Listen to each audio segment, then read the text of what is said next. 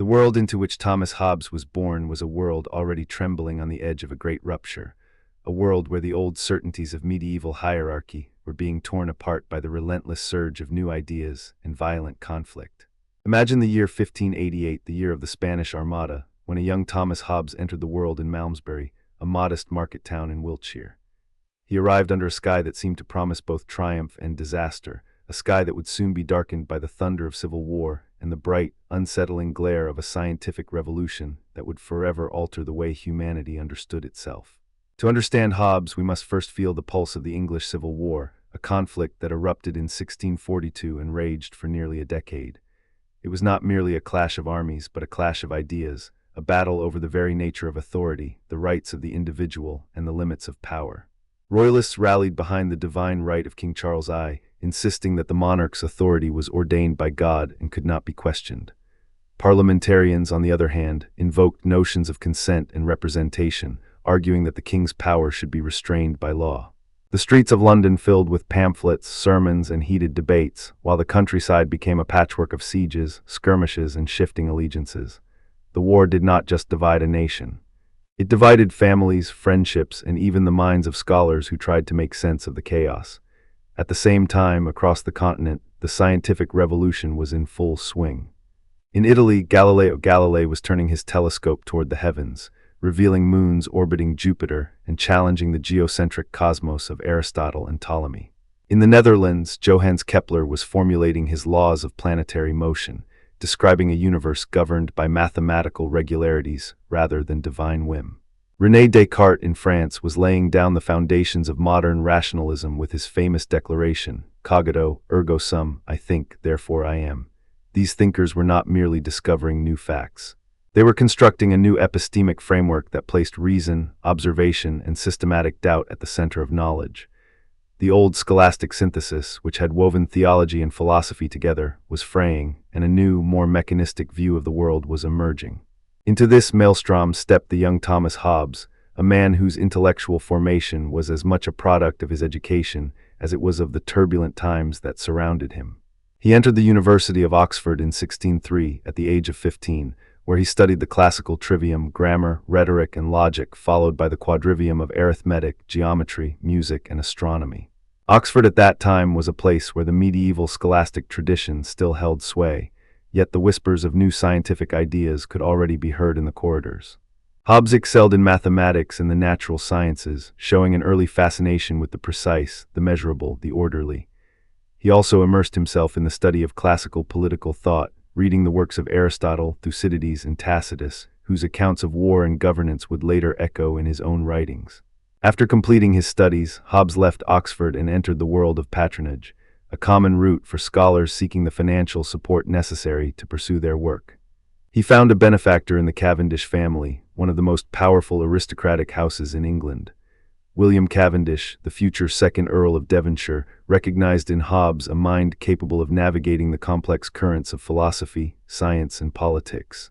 The Cavendish household became a sort of intellectual salon, a place where Hobbes could discuss ideas with poets, mathematicians, and courtiers alike.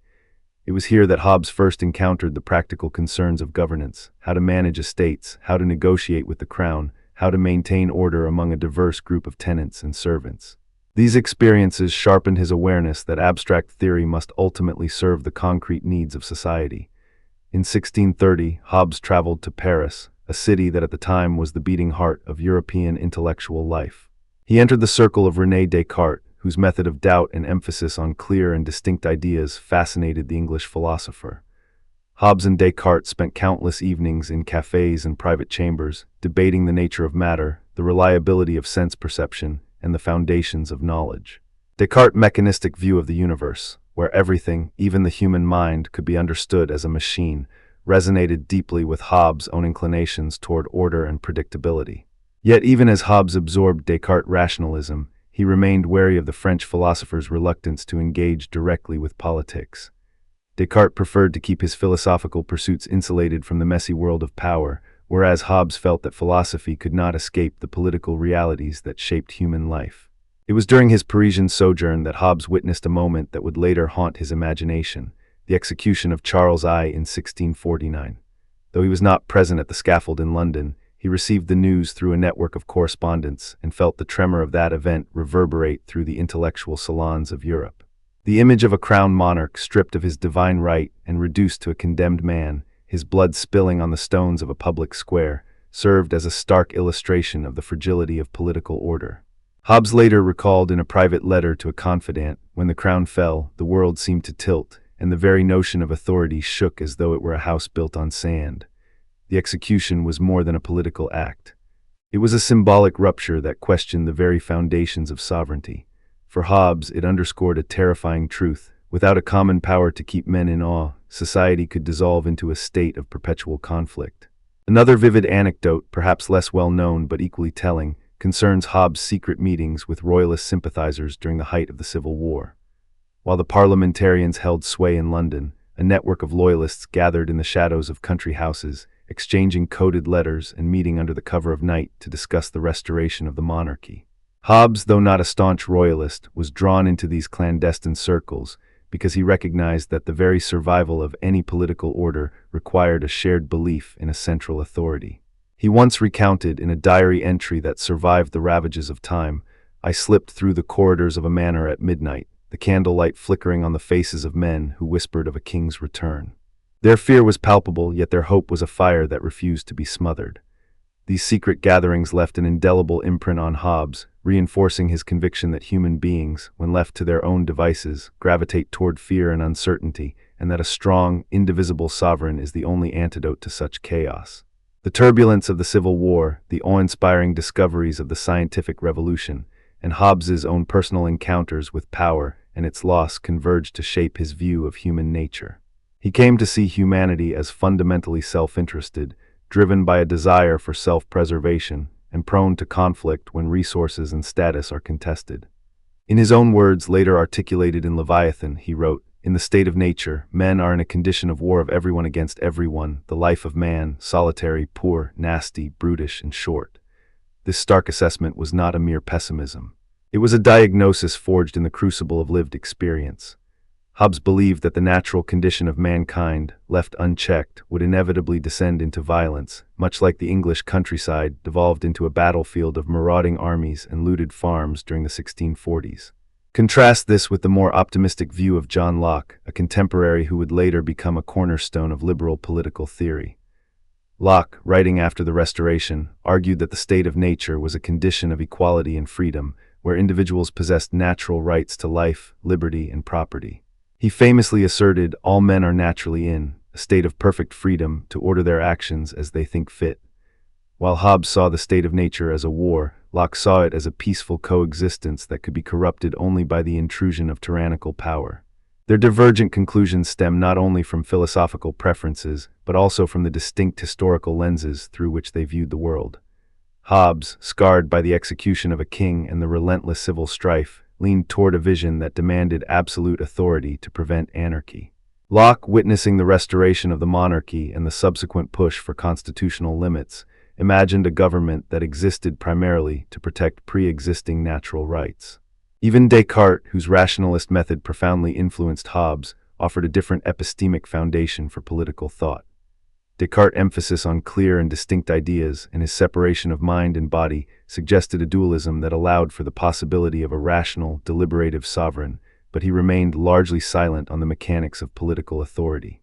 Hobbes, by contrast, took the Cartesian method of deduction and applied it directly to the problem of social order, constructing a logical system that began with the premise of human self-interest and culminated in the necessity of an absolute sovereign.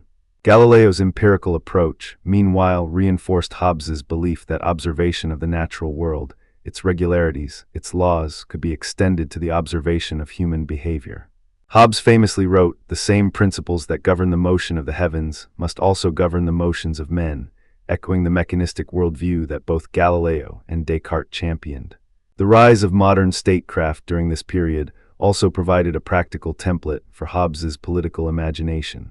The emergence of centralized bureaucracies in France under Cardinal Richelieu, the consolidation of power in the Spanish Habsburgs, and the mercantilist policies of England's Commonwealth all illustrated how a strong, centralized authority could marshal resources, enforce laws, and maintain order across diverse territories.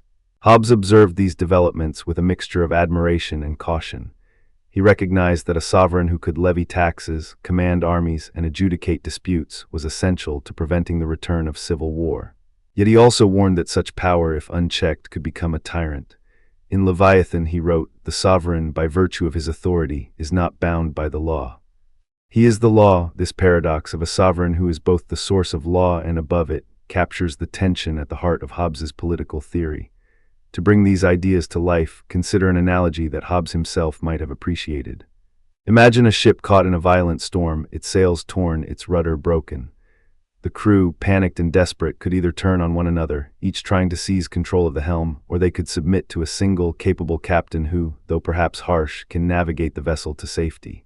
The storm represents the chaos of the Civil War, the broken rudder the lack of a unifying authority, and the captain the sovereign. Hobbes argued that without that captain, the ship would capsize, and the crew would drown in the very sea they sought to cross. The captain's absolute authority, though it may appear oppressive, is the only guarantee of survival. Another vivid example comes from the world of physics, a field that was being transformed by the very scientists Hobbes admired. Think of a pendulum swinging freely in a vacuum. Left to its own motion, it will continue to swing, but its amplitude will gradually diminish without an external force to sustain it. In a similar way, Hobbes saw society as a pendulum that, without the external force of sovereign power, would lose its momentum and fall into disorder. The sovereign, then, is the external force that keeps the pendulum's motion steady, preventing it from collapsing into a static, lifeless state.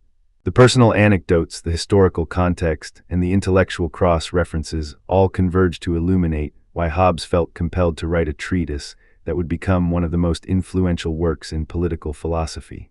He was not merely an armchair theorist. He was a man who had watched a king's head fall, who had whispered in the dark with those who feared for their future, who had studied the heavens and the human heart with equal fervor.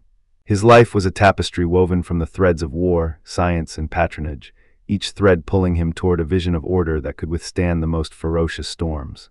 When we reflect on the chaos of the mid-17th century, the blood-stained battlefields of Marston Moor, the thunderous applause for Galileo's telescope, the whispered conspiracies in the halls of Cavendish estates, we see a world on the brink of a new epoch. The old medieval order was crumbling, and the new modern state was being forged in fire. Hobbes stood at the crossroads of these transformations, his mind absorbing the lessons of history and the rigor of science, his heart bearing the scars of political violence. It was this crucible that gave birth to his Leviathan, a metaphorical monster of iron and law, designed to swallow the chaos and exhale stability.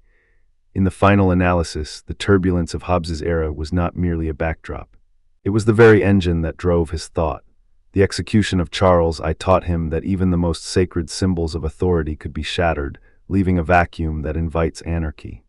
The secret meetings with royalists showed him that hope for order persists even in darkness, but that hope alone is insufficient without a concrete structure of power. The scientific revolution supplied him with a mechanistic worldview, a belief that the universe operates according to immutable laws that can be discerned through reason.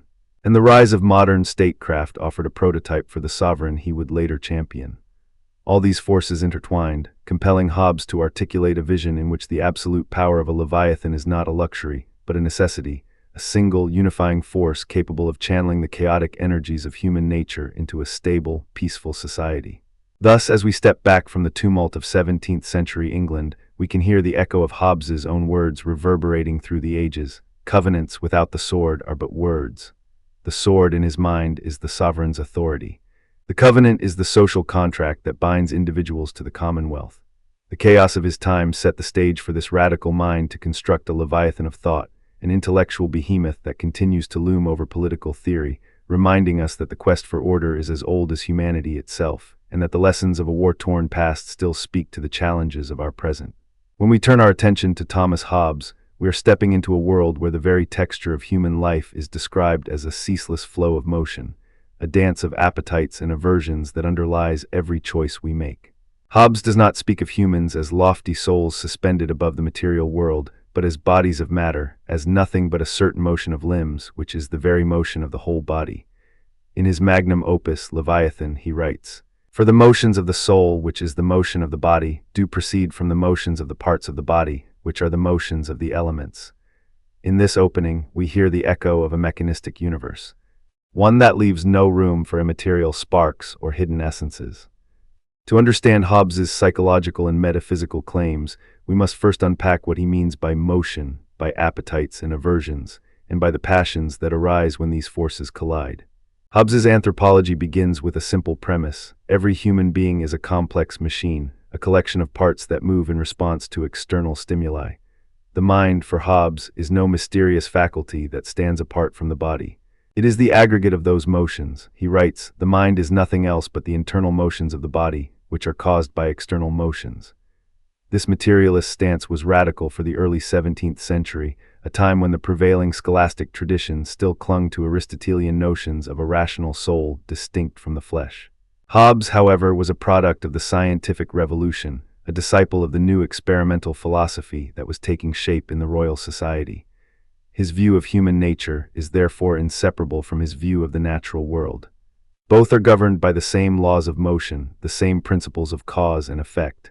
The engine of this motion, Hobbes argues, is the twin pair of appetites and aversions. An appetite is any desire for a perceived good, any inclination towards something that promises pleasure, gain, or satisfaction. An aversion, by contrast, is a desire to avoid pain, loss, or danger. These are not abstract moral categories. They are raw, physiological responses that push us toward or pull us away from particular objects. Hobbes famously declares, "The appetites or desires of the mind are the first principles of our actions." When an appetite is strong enough to overcome an aversion, it produces a passion, a term that for Hobbes covers the whole spectrum of feeling, from love and desire to anger and fear. The passions, then, are the observable outcomes of the underlying motions of appetites and aversions. One of the most powerful of these passions, and the one that Hobbes places at the very heart of his political theory, is the fear of violent death. He writes, "The natural condition of mankind is a condition of war of everyone against everyone, where there is no place for industry, no arts, no letters, no society." This bleak picture is not a moral condemnation of humanity, but a descriptive claim about what happens when the fear of death is unmitigated by any higher authority. The fear of violent death, for Hobbes, is a universal, immutable motion that drives us to seek security, to form covenants, to establish sovereign power. It is the engine that converts raw appetites and aversions into the social structures we now take for granted. To see Hobbes' theory in action, let us imagine a modern commuter caught in the rush hour on a bustling metropolitan subway. The commuter's appetite is to arrive at work on time, to secure the day's wages, to maintain a reputation for reliability. The aversion is the dread of being late, the anxiety of missing an important meeting, the fear of being judged by colleagues. As the train screeches to a halt and the doors refuse to close, the commuter's internal motions accelerate. The fear of missing the train, an aversion, competes with the appetite for punctuality. The commuter makes a rapid calculation, a mental weighing of the relative strengths of the two motions. He decides perhaps to sprint onto the platform, to push through the crowd, to accept the risk of a minor bump or a bruised shin. The decision is not the product of a lofty rational deliberation detached from the body. It is a direct outflow of the motion of appetites and aversions, a momentary alignment of bodily forces that produces a concrete action. In Hobbes's language, the commuter's passion, the urgent desire to avoid the aversion of lateness, drives the motion of his limbs, and the outcome is a swift, perhaps reckless, dash for the train. Contrast this with a medieval mercenary, a man whose loyalty is notoriously fluid, whose sword is often hired by the highest bidder. In the 13th century, mercenaries roamed the battlefields of Italy, offering their martial skill to the city-states that could pay. The mercenary's appetite is the prospect of gold, the promise of wealth, the desire for honor that comes from being recognized as a fearsome fighter.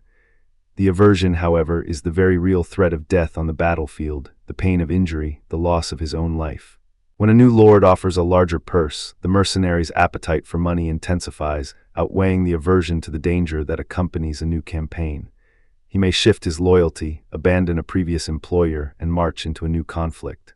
Hobbes would say that the mercenary's decision is a clear illustration of how the balance of appetites and aversions determines human conduct.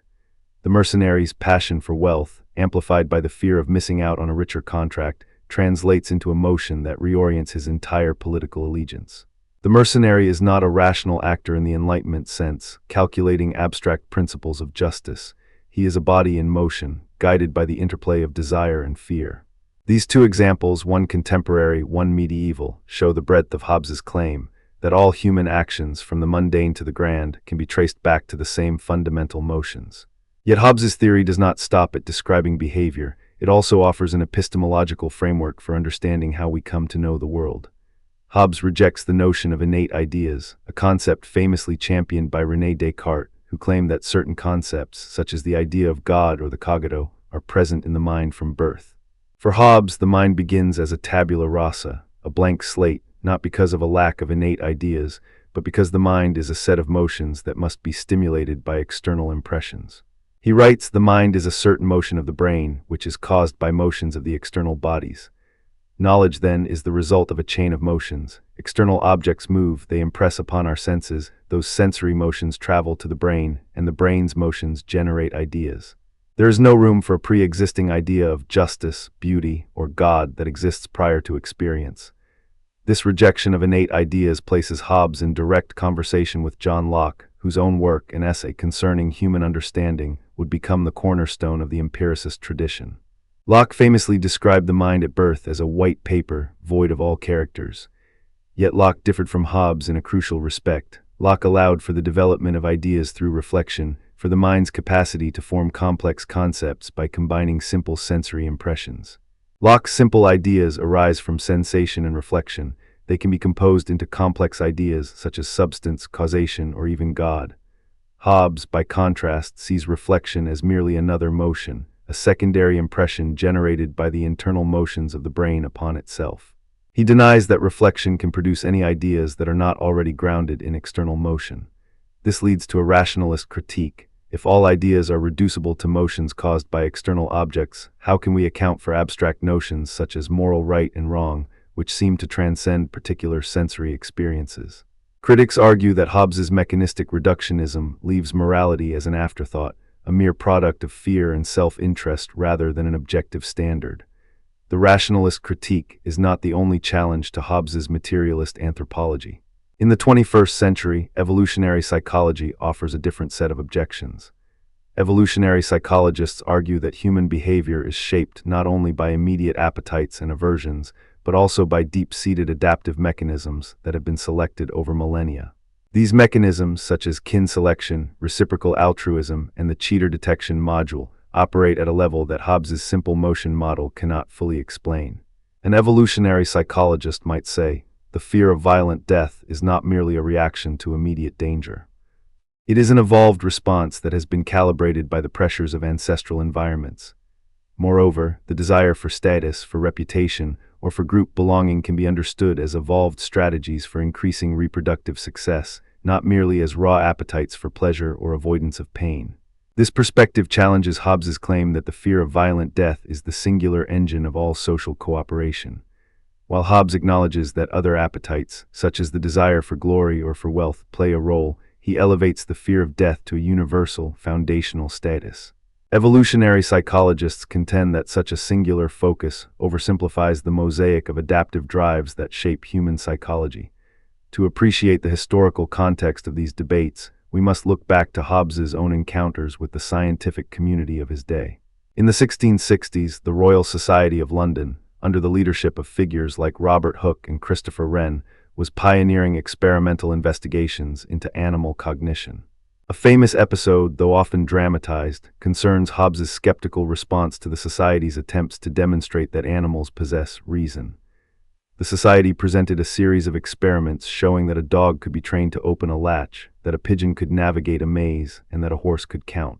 Hobbes, ever the materialist, argued that these feats did not prove the existence of a rational mind in animals. Rather, they were the result of conditioned motions, stimuli that produced predictable responses. He famously quipped, "If a horse can count, let him be called a philosopher." In a letter to the Society, he wrote, "The motions of the animal body are as much subject to the laws of nature as those of man, and therefore there is no need to invoke a distinct faculty of reason." This anecdote illustrates Hobbes's broader methodological stance. He sought to explain all phenomena, human or animal, in terms of motion and mechanical causation, rejecting any appeal to a non-material soul. The legacy of Hobbes's materialist anthropology extends far beyond his own century. Thomas Jefferson, the principal author of the American Declaration of Independence, was deeply influenced by Hobbesian ideas of self-interest and the social contract. even as he reframed them within a more optimistic vision of human nature. Jefferson famously wrote, "The pursuit of happiness is a natural right," while Hobbes would argue that the pursuit of happiness is essentially the pursuit of self-preservation, driven by fear of death and the desire for material security. Jefferson's phrasing suggests a broader, perhaps more idealistic conception of desire. Yet the underlying mechanics are not entirely divorced from Hobbes's model. The pursuit is still a motion, a striving toward perceived goods constrained by aversions. Jefferson's emphasis on happiness as a right can be read as a political appropriation of Hobbes's insight that individuals will consent to a sovereign precisely because they anticipate a more reliable protection of their appetites and aversions than the chaotic state of nature could provide. In contemporary philosophy, Daniel Dennett carries forward Hobbes's mechanistic spirit into the realm of consciousness studies. Dennett's intentional stance treats mental states as predictive tools, not as ontologically distinct substances. He writes, "We can explain the behavior of a system by attributing beliefs and desires, but those attributions are merely shorthand for the system's underlying physical processes." This view resonates with Hobbes's claim that passions are the outward manifestations of internal motions. Dennett also embraces the idea that consciousness is a narrative, a story the brain tells itself about its own motions, mirroring Hobbes's view that language and thought arise from the ordering of motions into signs that convey meaning. In this sense, Hobbes can be seen as a forefather of the functionalist tradition that Dennett champions. Having surveyed the historical and contemporary terrain, let us return to Hobbes's epistemology and its implications for moral responsibility. Hobbes's rejection of innate ideas leads him to a naturalistic account of knowledge. All ideas are derived from sensations, which are themselves the result of external motions impinging upon the body. The mind, then, is a calculating machine, a device that processes inputs and produces outputs. This mechanistic picture raises a profound question. If our thoughts and actions are ultimately the product of motions beyond our control, can we be held morally responsible? Hobbes answers affirmatively, but his justification is subtle. He argues that moral responsibility is not grounded in metaphysical free will, but in the pragmatic necessity of social order. In the state of nature, there is no law, no concept of right or wrong, and thus no basis for assigning blame. Once a sovereign establishes a covenant, the law defines certain motions, certain appetites and aversions as prohibited. When an individual violates those laws, the sovereign imposes punishment, not because the individual exercised a metaphysical freedom, but because the punishment serves to maintain the peace that the covenant guarantees. In other words, responsibility is a social construct, a tool for regulating the motions of bodies within a collective framework. This view has been both praised and criticized. Some scholars, such as the contemporary philosopher John Christman, argue that Hobbes's compatibilist stance anticipates modern compatibilism, the idea that determinism and moral responsibility are not mutually exclusive. Others, like the libertarian ethicist Robert Kane, contend that Hobbes's account fails to capture the phenomenology of agency, that we experience ourselves as making choices, and that this experience cannot be reduced to mere motion. The debate continues, but Hobbes's contribution remains a cornerstone for any discussion of the relationship between determinism, law, and morality. To deepen our understanding, let us examine a concrete illustration of Hobbes's moral calculus in a modern setting. The decision of a software engineer to stay late at work to meet a product deadline. The engineer's appetite is the desire for professional recognition, for a bonus, for the internal satisfaction of completing a challenging task. The aversion is the fatigue, the loss of personal time, the risk of burnout. The fear of violent death is metaphorically transmuted into the fear of career ruin, a modern analog of the existential threat that Hobbes emphasizes. The engineer calculates, perhaps unconsciously, that the short-term aversion of staying late is outweighed by the long-term appetite for career advancement. He works through the night, producing code that will be shipped tomorrow. The motion of his limbs, the rapid typing, the narrowing of his focus, all arise from the underlying balance of appetites and aversions. If the project fails, the aversion of professional disgrace may dominate, prompting a re-evaluation of future appetites. Here we see Hobbes's model applied to a digital age dilemma, confirming the timelessness of his insight. Another modern example, more communal in nature, can be found in the phenomenon of crowd-sourced fundraising platforms such as GoFundMe. A donor's appetite might be the desire to help others, to feel socially connected, or to gain a reputation for generosity. The aversion could be the fear of wasting money, of being exploited, or of diminishing one's own financial security. When a compelling story appears, say, a family displaced by a natural disaster, the donor's appetite for alleviating suffering may overwhelm the aversion to part with resources. The donor clicks donate, and the motion of the transaction is a physical manifestation of Hobbesian passions. The fear of violent death is replaced here by the fear of social ostracism or moral guilt. The desire to avoid being seen as indifferent becomes a powerful driver of action. In both examples, the underlying mechanism remains the same, a calculative balancing of appetites and aversions mediated by fear that produces a concrete motion. Let us now revisit the medieval mercenary, but this time with a richer historical anecdote. In the early 14th century, the condottiero John Hawkwood, an English mercenary who fought for the Italian city-states, famously switched sides multiple times. When the city of Florence offered him a higher wage and promised the safety of his troops, Hawkwood's appetite for wealth and prestige surged. Yet when the city of Pisa threatened to betray him, the aversion, fear of losing his men and his reputation became paramount. The mercenary's decision to abandon Pisa and join Florence was not a lofty moral choice, but a realignment of his internal motions. Hobbes would describe Hawkwood's passion for gain as a motion that overcame the passion of fear associated with betrayal. The mercenary's loyalty, then, is not a principle of honor, but a fluid response to the shifting balance of appetites and aversions. A second historical anecdote illuminates Hobbes's engagement with the Royal Society. In 1666, the Society conducted an experiment wherein a rooster was placed in a darkened room and then exposed to a sudden flash of light. The bird's startled reaction, flapping its wings and squawking, was presented as evidence of a sensible soul reacting to sensory input. Hobbes, attending the demonstration, wrote to his friend Henry Moore, "The rooster's motion is no more a sign of a soul than the wind's rustle is a sign of a mind. Both are motions caused by external forces, and both obey the same natural laws." This critique underscores Hobbes's commitment to reducing all mental phenomena to physical motions, a stance that would later be echoed in the work of mechanists such as Pierre-Gilles de Gennes and in the 20th century in the field of neurophysiology. When we consider Hobbes's influence on later political thought, we cannot overlook the way his materialist anthropology informed the development of social contract theory in the Enlightenment.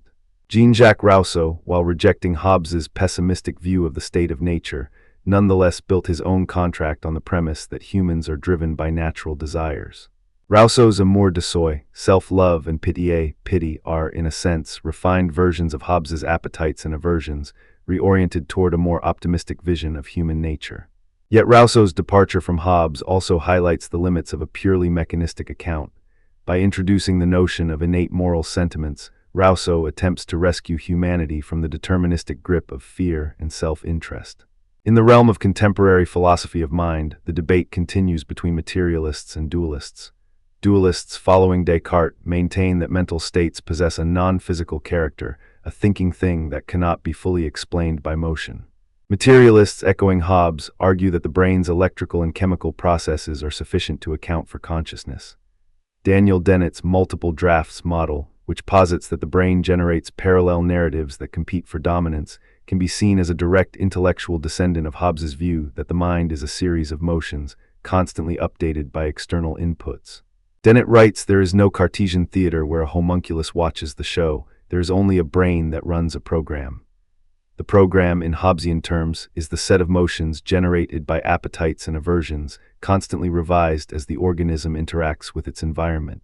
To bring the discussion back to the core of Hobbes's psychological claims, let us examine his treatment of the passions in more detail. Hobbes distinguishes between simple and complex passions. Simple passions arise directly from a single motion of desire or aversion, such as the immediate pleasure of tasting sweet fruit or the immediate pain of touching a hot stove. Complex passions, on the other hand, involve a chain of motions, a mental representation of future outcomes, and the anticipation of gain or loss. Fear, for Hobbes, is a complex passion. It is not merely the reaction to an immediate threat, but the projection of a future state, violent death, based on the imagination's capacity to simulate possible scenarios. This capacity for imagination, which Hobbes calls the faculty of imagination, is itself a motion of the brain that reassembles past sensory inputs into novel configurations.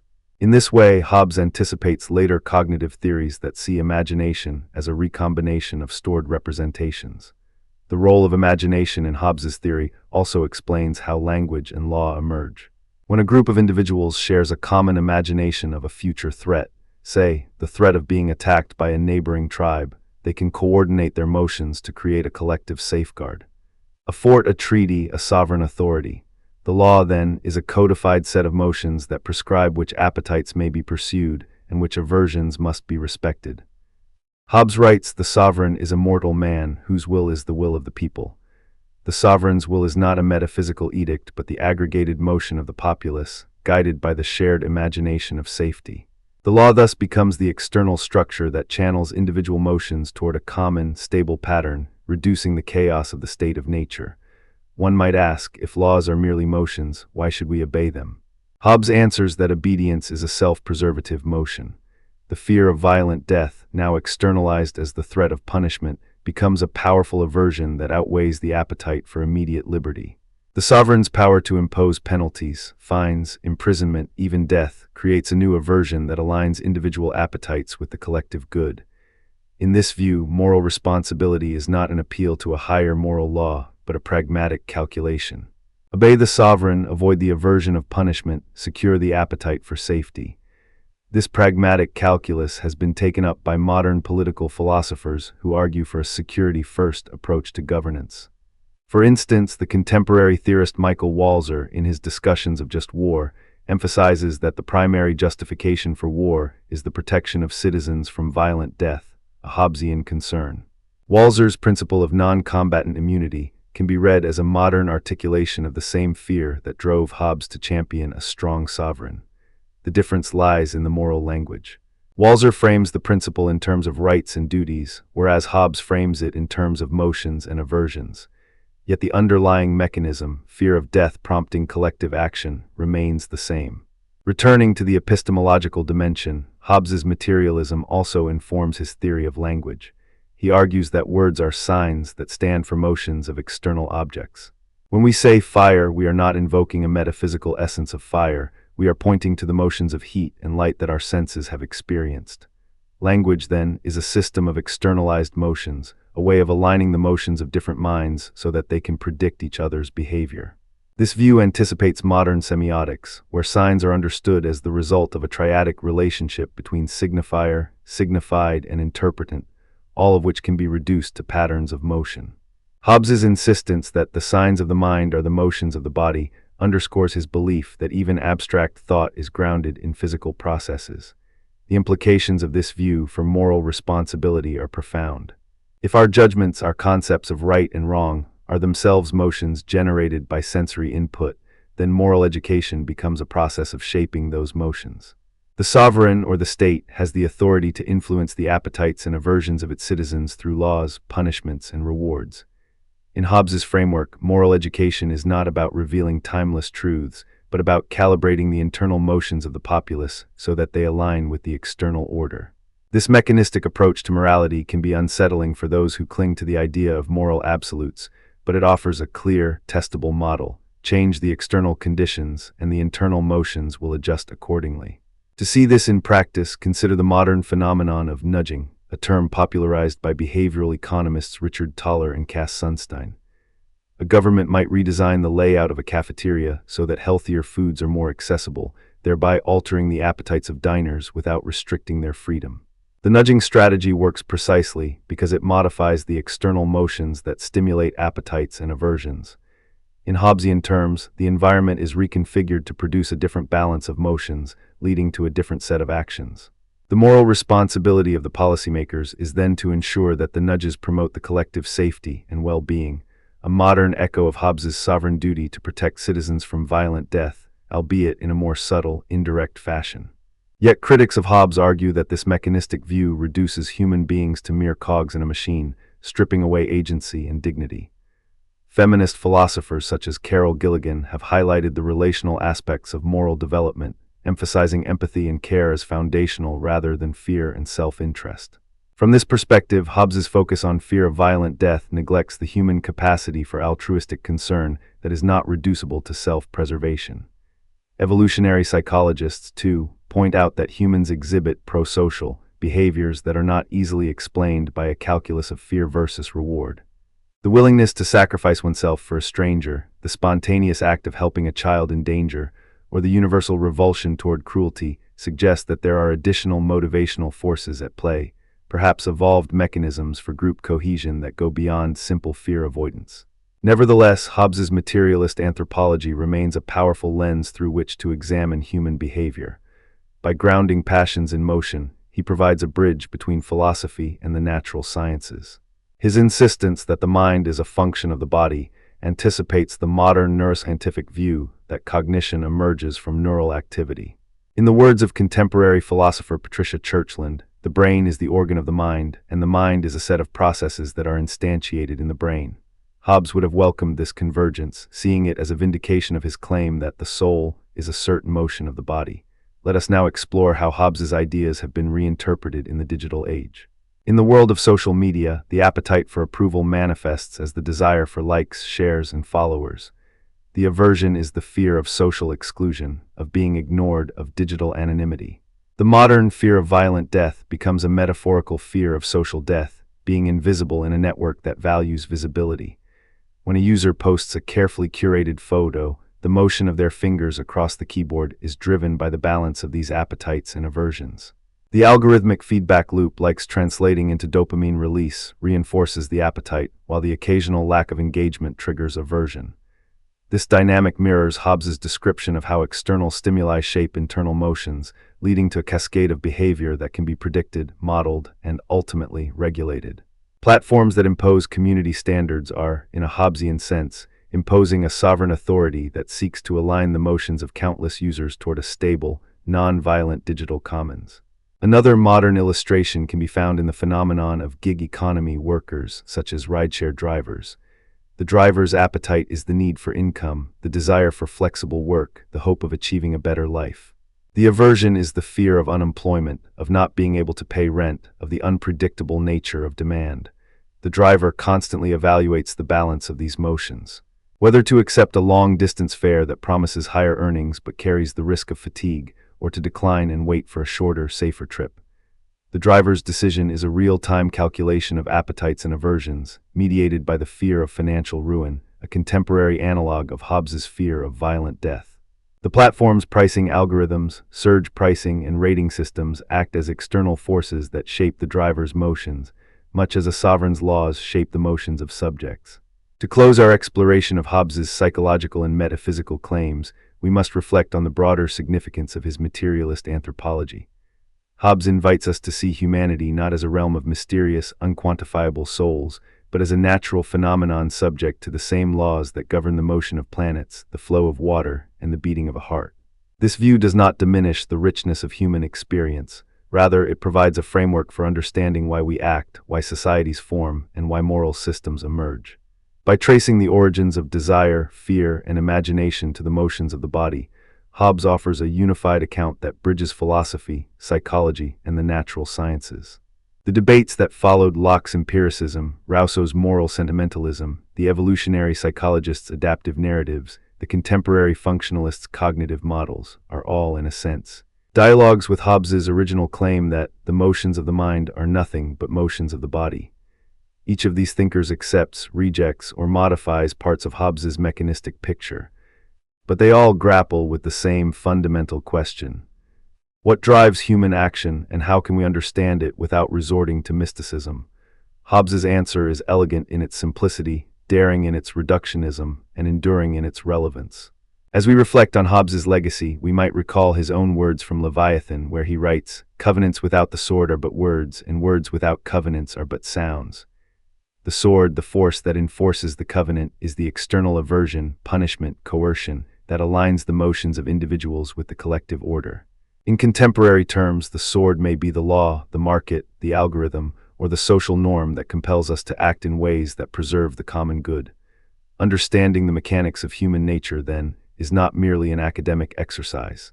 It is a guide to shaping institutions, policies, and technologies that respect the motions of the body while fostering a peaceful, cooperative society. In the final analysis, Hobbes's materialist anthropology remains a cornerstone for any serious inquiry into the nature of human behavior. It challenges us to look beyond the comfortable narratives of free will and moral absolutes, urging us to consider the underlying motions that propel us forward. It invites us to ask, If we can map the appetites and aversions that drive a commuter, a mercenary, a software engineer, or a rideshare driver, can we design better systems that align those motions with the flourishing of all? The answer perhaps lies not in denying the mechanistic foundations Hobbes described, but in harnessing them, using our understanding of motion, fear, desire, and imagination to build a world where the fear of violent death, literal or metaphorical, is mitigated not by oppression, but by cooperation, security, and shared purpose. This, in the spirit of Hobbes, is the promise of the social contract, a collective motion toward a more stable, peaceful existence, guided by the very passions that make us human. Imagine a world before any government, before any law, before any ruler, a world that Thomas Hobbes describes with a stark clarity in the opening pages of his Leviathan. He calls it the state of nature, a condition in which each person is guided solely by the right of nature, which he defines as the liberty each has to use their own power as they see fit, to preserve their own life. In that condition, there is no common authority to restrain the natural impulses toward self-preservation, no shared language of justice, no agreed upon rules to limit the use of force. Hobbes writes the life of man, solitary, poor, nasty, brutish, and short. This phrase, though often quoted for its dramatic flair, is more than a literary flourish. It is the logical foundation of his argument that, left to their own devices, humans would inevitably fall into a war of all against all. The war of all against all, or bellum omnium contra omnes, is not a metaphorical battle of ideas. It is a literal description of what Hobbes believes would happen when individuals, each armed with the same natural right to do whatever is necessary for survival, encounter one another. In such a scenario, every person becomes a potential threat, and every person becomes a potential victim. The result, according to Hobbes, is a perpetual state of fear and conflict, where trust is impossible because there is no guarantee that another's promise will be kept. The fear of violent death, the desire to protect one's own body and property, and the instinct to secure resources lead each individual to preemptively strike at any perceived rival. Hobbes famously asks, "What is the condition of man if there be no commonwealth?" and answers, "War and the life of man, solitary, poor, nasty, brutish, and short." From this grim picture arises the rational decision to escape the state of nature. Hobbes argues that reason, the faculty that allows us to foresee the consequences of our actions, will guide us toward a different arrangement. If we can imagine a future in which we are no longer constantly threatened, we will be motivated to seek a way out of the chaos. The logical step is to recognize that we each possess a right of nature, the right to use any means necessary to preserve our own life, but that we can also voluntarily surrender a portion of that right in exchange for security. This surrender is not forced upon us by any external power. It is a contract, an agreement among rational individuals, each of whom consents to limit their own power for the sake of collective peace. The contract, in Hobbes's formulation, proceeds through a series of logical moves. First, each person acknowledges the perils of the state of nature and the inevitability of conflict. Second, each person recognizes that the only way to escape that peril is to create a common power that can enforce rules and punish transgressions. Third, each person voluntarily transfers the right to use force, the right of nature, to this common power. Fourth, the common power, once established, must be endowed with absolute authority to ensure that no individual can revert to the state of nature by refusing to obey. This final step is crucial. The sovereign must have the capacity to act decisively, to impose order, and to prevent the resurgence of the war of all against all. Hobbes writes, "Covenants without the sword are but words and of no strength to secure a man at all. The sword, the coercive power of the sovereign, gives the covenant its teeth."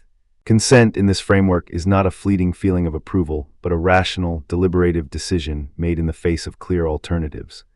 Hobbes emphasizes that the contract is entered into by each person out of a desire to preserve life, not out of fear of punishment alone. Yet once the sovereign is created, the consent that birthed it is, in a sense, transformed. The sovereign's authority becomes the ultimate source of law, and the individual's original consent is subsumed under the sovereign's absolute power. The sovereign, whether a monarch, an assembly, or any other form of collective authority, is not bound by the same natural rights that the individuals once held. Hobbes makes this distinction explicit when he writes, "The right of nature is a liberty to use one's own power as one will himself for the preservation of one's own nature." And consequently, a man may use his power to do whatever he thinks may be necessary for his safety. Once the sovereign is established, that liberty is transferred. The right of the sovereign is the right to command, to order, and to punish. The shift from the right of nature to the right of the sovereign is the crux of Hobbes's political theory. To see how this abstract contract works in practice, let us imagine a small island community battered by a violent storm. The island's inhabitants, fishermen, farmers, a handful of artisans, have lived in relative harmony, but the storm destroys their homes, contaminates their water supply, and leaves them vulnerable to disease and scarcity. In the immediate aftermath, each person is faced with the same dilemma that Hobbes describes. Do I hoard the remaining food for myself, risking the anger of my neighbors, or do I share it, trusting that others will do the same? The fear that another might seize the limited resources creates tension, and the community teeters on the brink of conflict. After a few heated arguments, the islanders gather on the remains of the community hall and agree to form a council. They each agree to give up the right to claim any piece of food without permission, and they appoint a respected elder to enforce a simple set of rules. Food is to be rationed equally, water sources are to be guarded collectively, and anyone who violates the agreement will be excluded from the communal pot. The council's authority is absolute for the duration of the crisis. The elder can impose sanctions, allocate resources, and even order the relocation of families if necessary. In this scenario, the islanders have performed Hobbes's contract. They have identified a common threat, transferred a portion of their natural liberty to a central authority, and accepted that authority's absolute power in exchange for safety and order. The council's legitimacy rests on the original, rational consent of the islanders, and the fear of returning to the chaotic state of nature keeps them obedient. Now picture a modern corporation facing an unprecedented crisis, perhaps a massive data breach that compromises the personal information of millions of customers. The board of directors, the senior executives, and the shareholders are thrown into a panic. Each stakeholder faces a choice. They could each pursue their own self-preserving strategy, such as dumping the crisis on a competitor, cutting corners on security to save costs, or even fleeing the company entirely. The result would be a fragmented response, a loss of trust, and potentially the collapse of the firm. To avoid that, the board convenes an emergency meeting and drafts a set of emergency bylaws. These bylaws grant the CEO sweeping authority to make unilateral decisions, to reallocate budgets, to hire external cybersecurity experts without board approval, to negotiate settlements with regulators, and to impose disciplinary measures on any employee found negligent. The shareholders, in a vote, consent to these bylaws, recognizing that without a strong, centralized response, the company's very existence is at stake. The CEO's newly vested power is absolute for the duration of the crisis. The board agrees not to intervene unless the crisis is resolved. This corporate contract mirrors Hobbes's social contract, a rational decision to cede individual rights, in this case, the shareholders' right to scrutinize every executive action, to a sovereign authority, the CEO, whose absolute power is justified by the promise of collective survival. These two scenarios illustrate how Hobbes's contract operates across vastly different contexts, from a pre-modern island to a 21st century corporation. Yet, Hobbes's theory has not escaped criticism. The first major counterargument comes from libertarian thinkers who argue that consent can be coerced, that the very conditions that make the contract appear rational are themselves products of power imbalances. Robert Nozick, for example, contends that a genuine contract requires that parties have equal bargaining power and a genuine ability to withdraw consent. In Hobbes's state of nature, the fear of violent death may compel individuals to accept a sovereign not because they truly endorse absolute authority, but because they feel they have no viable alternative. In other words, the consent is not freely given, it is extracted under duress. Libertarians point out that once the sovereign is established, the possibility of withdrawing consent is effectively eliminated. The sovereign's power is absolute, and the individual cannot simply opt out without risking death. This raises a troubling question. If consent is given under the threat of a worse alternative, can we truly call it consent at all? Moreover, libertarians argue that Hobbes's solution, to concentrate power in a single sovereign, opens the door to tyranny, because the sovereign is insulated from the very checks that could keep it accountable. A second, equally potent critique comes from feminist philosophers who argue that Hobbes's social contract ignores relational power dynamics that are not captured by the simple binary of individual versus sovereign. Carol Pateman, in her seminal work The Sexual Contract, suggests that Hobbes's model presumes a universal, abstract individual, but in practice, the contract is entered into by individuals who are already embedded in hierarchies of gender, class, and race. The rational decision to cede rights presupposes that all participants have equal capacity to reason and negotiate, yet women, for instance, have historically been excluded from the public sphere where such contracts are forged. The sovereign, often imagined as a male monarch or a male-dominated parliament, can institutionalize patriarchal norms, reinforcing the subordination of women under the guise of security. The feminist critique also emphasizes that the state of nature is not a neutral backdrop. It is imagined through a lens that privileges the experiences of those who hold power, while the lived realities of marginalized groups are reduced to abstract rights of nature. Thus, the contract, rather than being a neutral rational agreement, can become a tool that legitimizes existing inequalities, masking oppression as a necessary sacrifice for peace. Historical anecdotes help us see how Hobbes's ideas were not merely theoretical musings, but were woven into the political fabric of his time. In the early 1650s, while England was under the Commonwealth, Hobbes corresponded with the young Prince of Wales, the future Charles II. In a series of letters, the prince expressed admiration for Hobbes's vision of a strong, centralized authority that could bring order to a fractured nation. Hobbes in turn urged the prince to consider the lessons of the Civil War, emphasizing that the safety of the Commonwealth depends upon the absolute authority of a sovereign who may command without being questioned. The prince's response, preserved in the archives of the Royal Library, reveals a willingness to adopt Hobbesian principles. "I see in your Leviathan a guide for the restoration of order, a beacon that may steer our realm away from the chaos that has torn it asunder." This exchange illustrates how Hobbes's social contract was not only an abstract theory, but a blueprint that appealed to real political actors seeking stability after years of turmoil. Another anecdote underscores Hobbes's influence on the legal reforms of the English Commonwealth. In 1654, the Council of State, seeking to codify a more uniform system of law, consulted Hobbes on the drafting of a new set of statutes that would centralize judicial authority and reduce the power of local magistrates. Hobbes's advice, recorded in the minutes of the council's meeting, stressed the necessity of a single, supreme authority that could enforce laws uniformly across the realm. He argued that the dispersion of judicial power breeds inconsistency, and with it, the seeds of conflict. The resulting legislation, often referred to as the Hobbesian Acts, granted the Lord Protector, Oliver Cromwell, unprecedented powers to appoint judges, to override local courts, and to enforce a uniform code of conduct. While the Commonwealth would later dissolve, the legal framework laid down during this period bore the unmistakable imprint of Hobbes's insistence on an absolute sovereign as the guarantor of peace.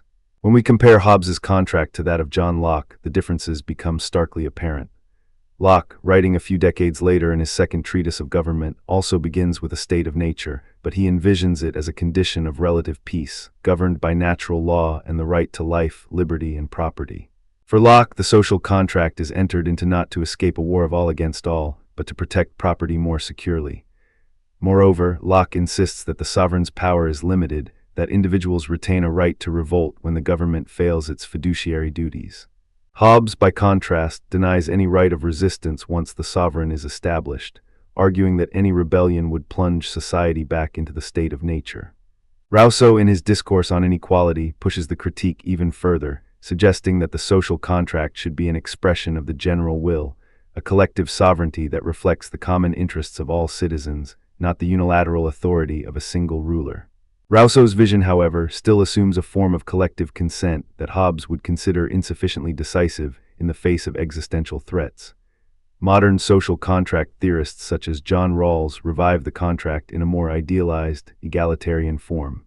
In A Theory of Justice, Rawls proposes the original position behind a veil of ignorance, where rational agents, unaware of their own particular circumstances, would choose principles of justice that guarantee basic liberties and fair equality of opportunity. Rawls's contract is not about escaping violence, but about establishing a fair distribution of primary goods. Yet, even Rawls acknowledges a Hobbesian concern, the need for a basic structure that can enforce the rules of justice. Rawls writes, "The basic institutions must be capable of ensuring compliance with the principles of justice," echoing Hobbes's insistence on a powerful authority, though Rawls insists that authority must be constrained by democratic legitimacy and the rule of law. Returning to Hobbes, we must explore the nuances of sovereign legitimacy. Hobbes does not argue that any sovereign automatically possesses legitimacy. Rather, legitimacy derives from the original act of consent, the rational decision to cede rights for the sake of self-preservation. Once the sovereign is in place, however, legitimacy is no longer a matter of ongoing consent but of performance. The sovereign must maintain peace and security. If the sovereign fails to protect its subjects, the contract is broken, and the justification for the sovereign's absolute power evaporates. Yet Hobbes is cautious about opening the door to rebellion. He writes, "The only way to be truly safe is to give the sovereign the power to punish any who threaten the peace, even if that means the sovereign must be harsh." In Hobbes's view, the risk of returning to the state of nature outweighs the moral discomfort of an authoritarian ruler. The distinction between the right of nature and the right of the sovereign is central to understanding Hobbes's theory of authority. The right of nature is a negative right. It permits individuals to do whatever they deem necessary for self-preservation, even if that means harming others. It is a right of liberty without restraint. Once the contract is formed, that liberty is replaced by a positive right, the right to be protected by the sovereign. The sovereign, in turn, holds the exclusive positive right to use force, to command, and to punish. This shift from a negative to a positive conception of rights marks a profound transformation in the moral landscape of political life. Hobbes's famous line, "Covenants without the sword are but words," captures this transformation. The sword of the sovereign gives the covenant its force.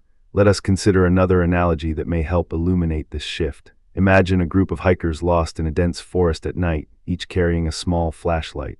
Individually, each flashlight provides a narrow beam of light, insufficient to illuminate the path ahead. The hikers quickly realize that if they each keep their light aimed wherever they wish, they will wander aimlessly, bump into each other, and possibly become prey to wild animals. They decide to appoint one hiker as the guide, handing over the control of all flashlights to that guide. The guide can now direct the beams in a coordinated way, illuminating a clear path for the whole group. The individual hikers have surrendered their independent control of light, their right of nature, in exchange for the guide's authority to ensure collective safety. The guide's power is absolute for the duration of the trek. If the hikers tried to reclaim their flashlights, they would risk losing the coordinated illumination and falling back into darkness. This simple image mirrors Hobbes's contract. The surrender of individual power for a central authority that can wield collective force. The historical context of Hobbes's writing also sheds light on his urgency. He lived through the English Civil War, a period of unprecedented violence, the execution of a king, and the subsequent rise and fall of the Commonwealth. The war exposed the fragility of political institutions and the terrifying reality of a society without a clear sovereign. Hobbes witnessed armies marching through towns, families torn apart, and the law reduced to the whims of whichever faction held the field.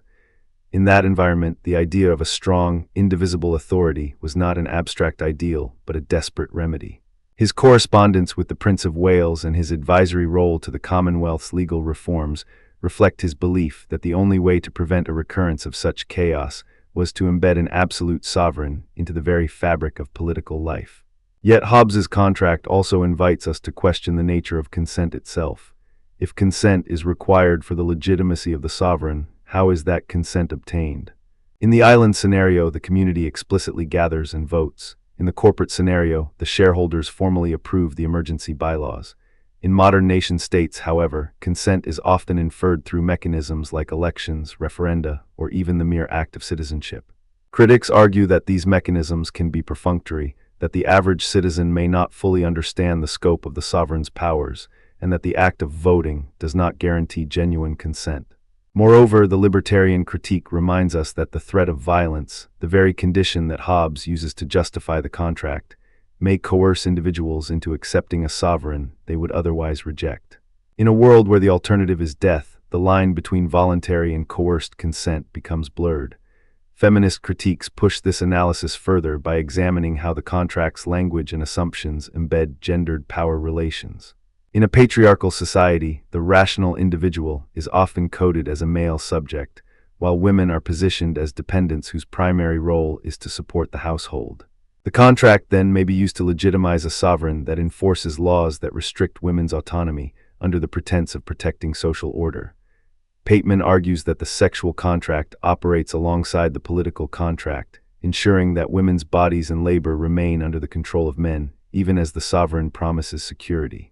This critique forces us to ask whether Hobbes's universalist language truly accommodates the lived experiences of all members of society, or whether it simply abstracts away the relational hierarchies that shape power. To deepen our understanding, we can cross-reference Hobbes's ideas with those of later thinkers. Locke, for instance, retains Hobbes's notion that the state of nature is a condition of equality, but he diverges sharply on the nature of the social contract. Locke's contract is a mutual agreement to protect life, liberty, and property, and it retains a built-in right of revolution when the sovereign breaches its trust. Rousseau, meanwhile, takes the contract to a collective level, arguing that the sovereign resides in the general will, which reflects the common interests of all citizens. Rousseau's critique of private property and his emphasis on equality stand in stark contrast to Hobbes's acceptance of hierarchical authority. Rawls, in the 20th century, reimagines the contract as an exercise in fairness, using the veil of ignorance to strip away personal biases. While Rawls's original position is more optimistic about human nature than Hobbes's bleak state of nature, he still acknowledges the necessity of a powerful institutional framework to enforce the principles of justice. In each case, the core idea of a contract, an agreement to leave some freedom behind in exchange for collective benefits, persists, but the contours of that contract shift dramatically. Modern political theory continues to wrestle with Hobbes's legacy. Some contemporary scholars, such as David Gauthier, attempt to rehabilitate Hobbes by framing the social contract as a rational, game-theoretic solution to the problem of coordination. Gauthier argues that rational agents will choose to cooperate because it maximizes their expected utility, much as Hobbes suggests that individuals will choose a sovereign to avoid the costs of conflict. Others, like Michael Walzer, highlight the pluralist dimension of modern societies, contending that a single absolute sovereign cannot adequately represent the diversity of moral and cultural commitments present today. In a world of multiple, overlapping communities, the idea of a monolithic sovereign may be untenable, prompting a re-examination of Hobbes's claim that the sovereign is absolute. Nevertheless, Hobbes's contribution remains foundational. His articulation of the state of nature, the war of all against all, and the rational basis for ceding rights to a sovereign provides a clear, if stark, explanation for why societies form governments. His emphasis on the necessity of a powerful authority to enforce agreements anticipates modern discussions about the role of the state in regulating markets, protecting citizens, and maintaining order. The two illustrative scenarios, the Island Council and the Corporate Board, demonstrate how the contract's mechanics can be adapted to different scales, from small communities to global enterprises. The counterarguments remind us that consent is never purely abstract, that power can be coercive, and that relational dynamics must be accounted for. The historical anecdotes anchor Hobbes's theory in the turbulence of 17th century England, showing how his ideas were both a product of, and an influence upon, real political transformations. As we reflect on Hobbes's social contract, let us pause to consider the subtle interplay between the right of nature and the right of the sovereign. The right of nature grants each person the freedom to act for self-preservation, but it also carries the paradox that unlimited freedom inevitably leads to mutual destruction. The right of the sovereign, by contrast, imposes limits on that freedom, but does so in order to safeguard the very life that the right of nature seeks to protect. This paradox lies at the heart of political authority. The need to balance liberty with security, autonomy with order. Hobbes's answer, an absolute sovereign, is one solution among many, and the ongoing debates among libertarians, feminists, and modern theorists attest to the richness of that problem. In concluding this segment, I invite you to explore further the nuances of sovereign legitimacy. Ask yourself, what conditions must be met for a sovereign's authority to be considered legitimate beyond the initial contract?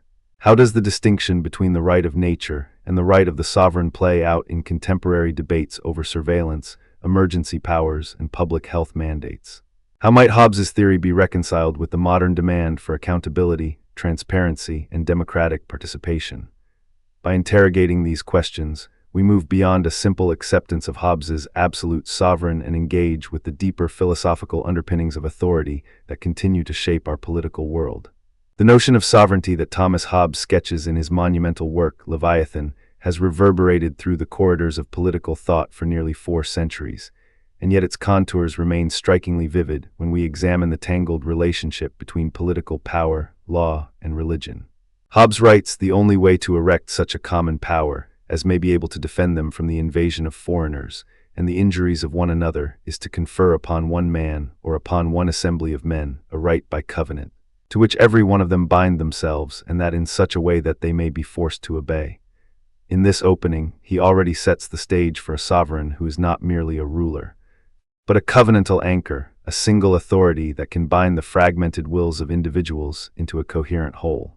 The architecture of that sovereign, as Hobbes envisions it, is both political and religious, for he insists that the same sovereign must command the obedience of the body politic and the conscience of the faithful. To understand why Hobbes arrives at such a synthesis, we must first trace the intellectual currents that shaped his thinking, and then follow the logical steps by which he justifies a unified legal system that subsumes religious authority under the crown. Hobbes lived through one of the most turbulent periods in English history. The English Civil War, the execution of Charles I, the interregnum, and the eventual Restoration were not merely background noise. They were the lived experience of a society in which the old order had collapsed and the very idea of a stable authority was in question. In the early 17th century, the prevailing view of law and religion still bore the imprint of medieval scholasticism, especially the natural law tradition of Thomas Aquinas. Aquinas had argued that human law must be derived from an eternal law, a participation in divine reason that guides the moral order. For Aquinas, the Church possessed a distinct, sacred jurisdiction, a realm of spiritual law that was ultimately superior to any secular edicts. Hobbes, however, was steeped in the emerging scientific worldview, influenced by the mechanistic philosophy of Descartes and the empiricist impulses that would later blossom in Locke. He saw the chaotic state of nature, solitary, poor, nasty, brutish, in short, as a condition that demanded a powerful, indivisible authority to impose order. In this context, the old distinction between secular and sacred law appeared to Hobbes as a dangerous fissure that could reopen the abyss of civil war. The first pillar of Hobbes's conception of sovereignty is his legal positivism. He defines law in the most fundamental sense as a rule of conduct laid down by a sovereign to which the subjects are bound by the threat of the sword. Here, the sword is not merely a metaphor for coercive force. It is the literal instrument through which the sovereign guarantees the compliance that makes law possible.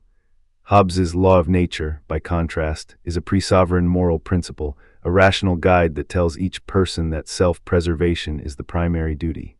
He writes, the law of nature is a precept or general rule found out by reason, by which a man is forbidden to do that which is destructive of his own life. Yet this natural law, for Hobbes, is not an autonomous source of authority. It is a guide that points toward the necessity of a covenant, a collective agreement to transfer the natural liberty of each individual to a common power.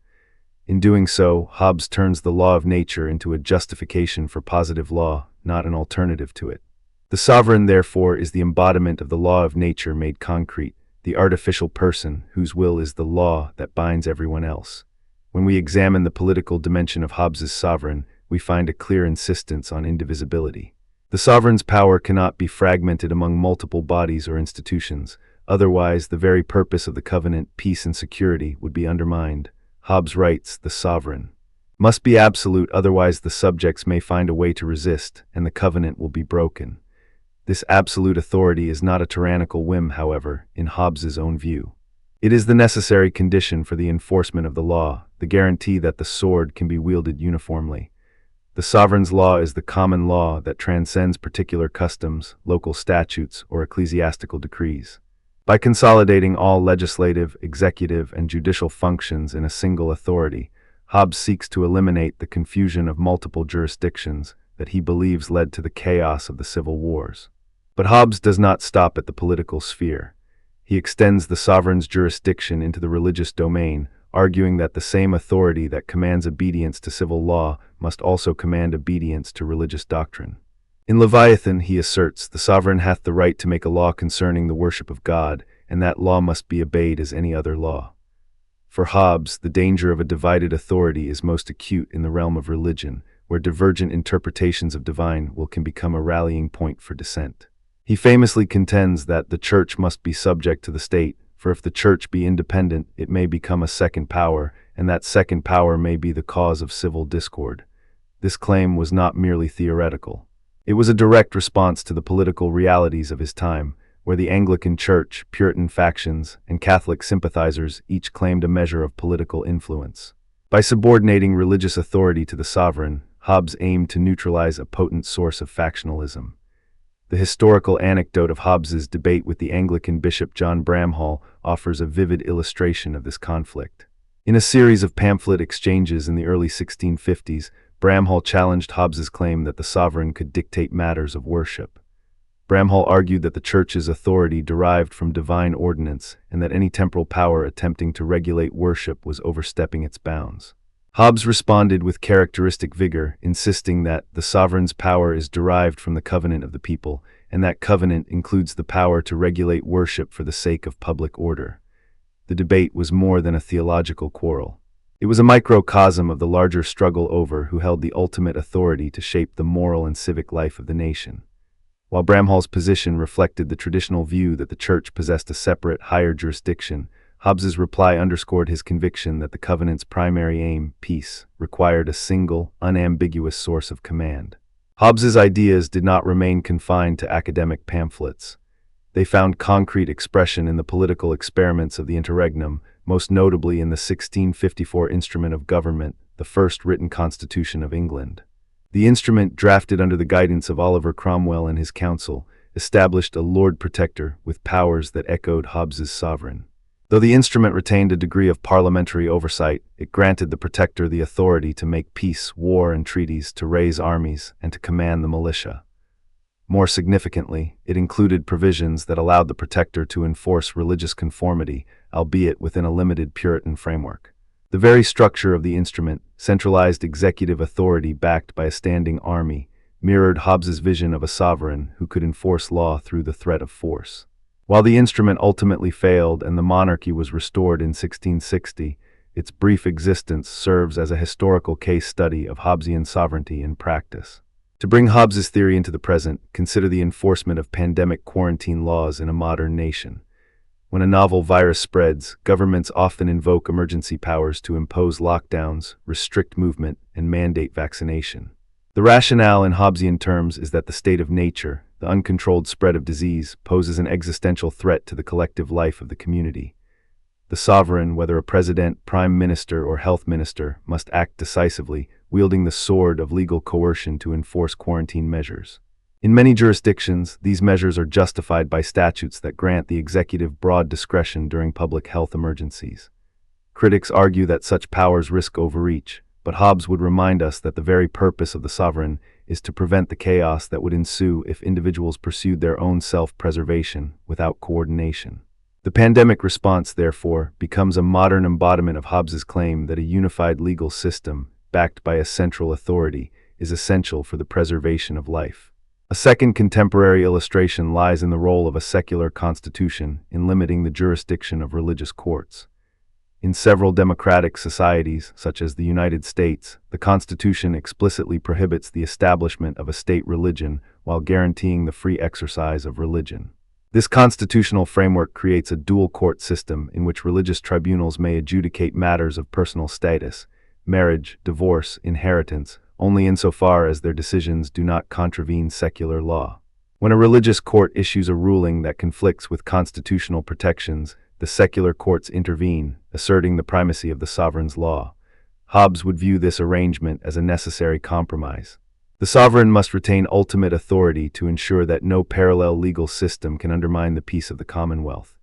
Yet, unlike Hobbes's original prescription for a single, absolute sovereign, modern constitutionalism introduces checks and balances designed to curb the potential for tyranny, a point that will become crucial when we examine the counterarguments. One of the most powerful counterarguments to Hobbes's model arises from the Enlightenment's doctrine of the separation of church and state. Thinkers such as John Locke, Voltaire, and later, Thomas Jefferson, argued that religious liberty thrives when the state refrains from imposing doctrinal conformity.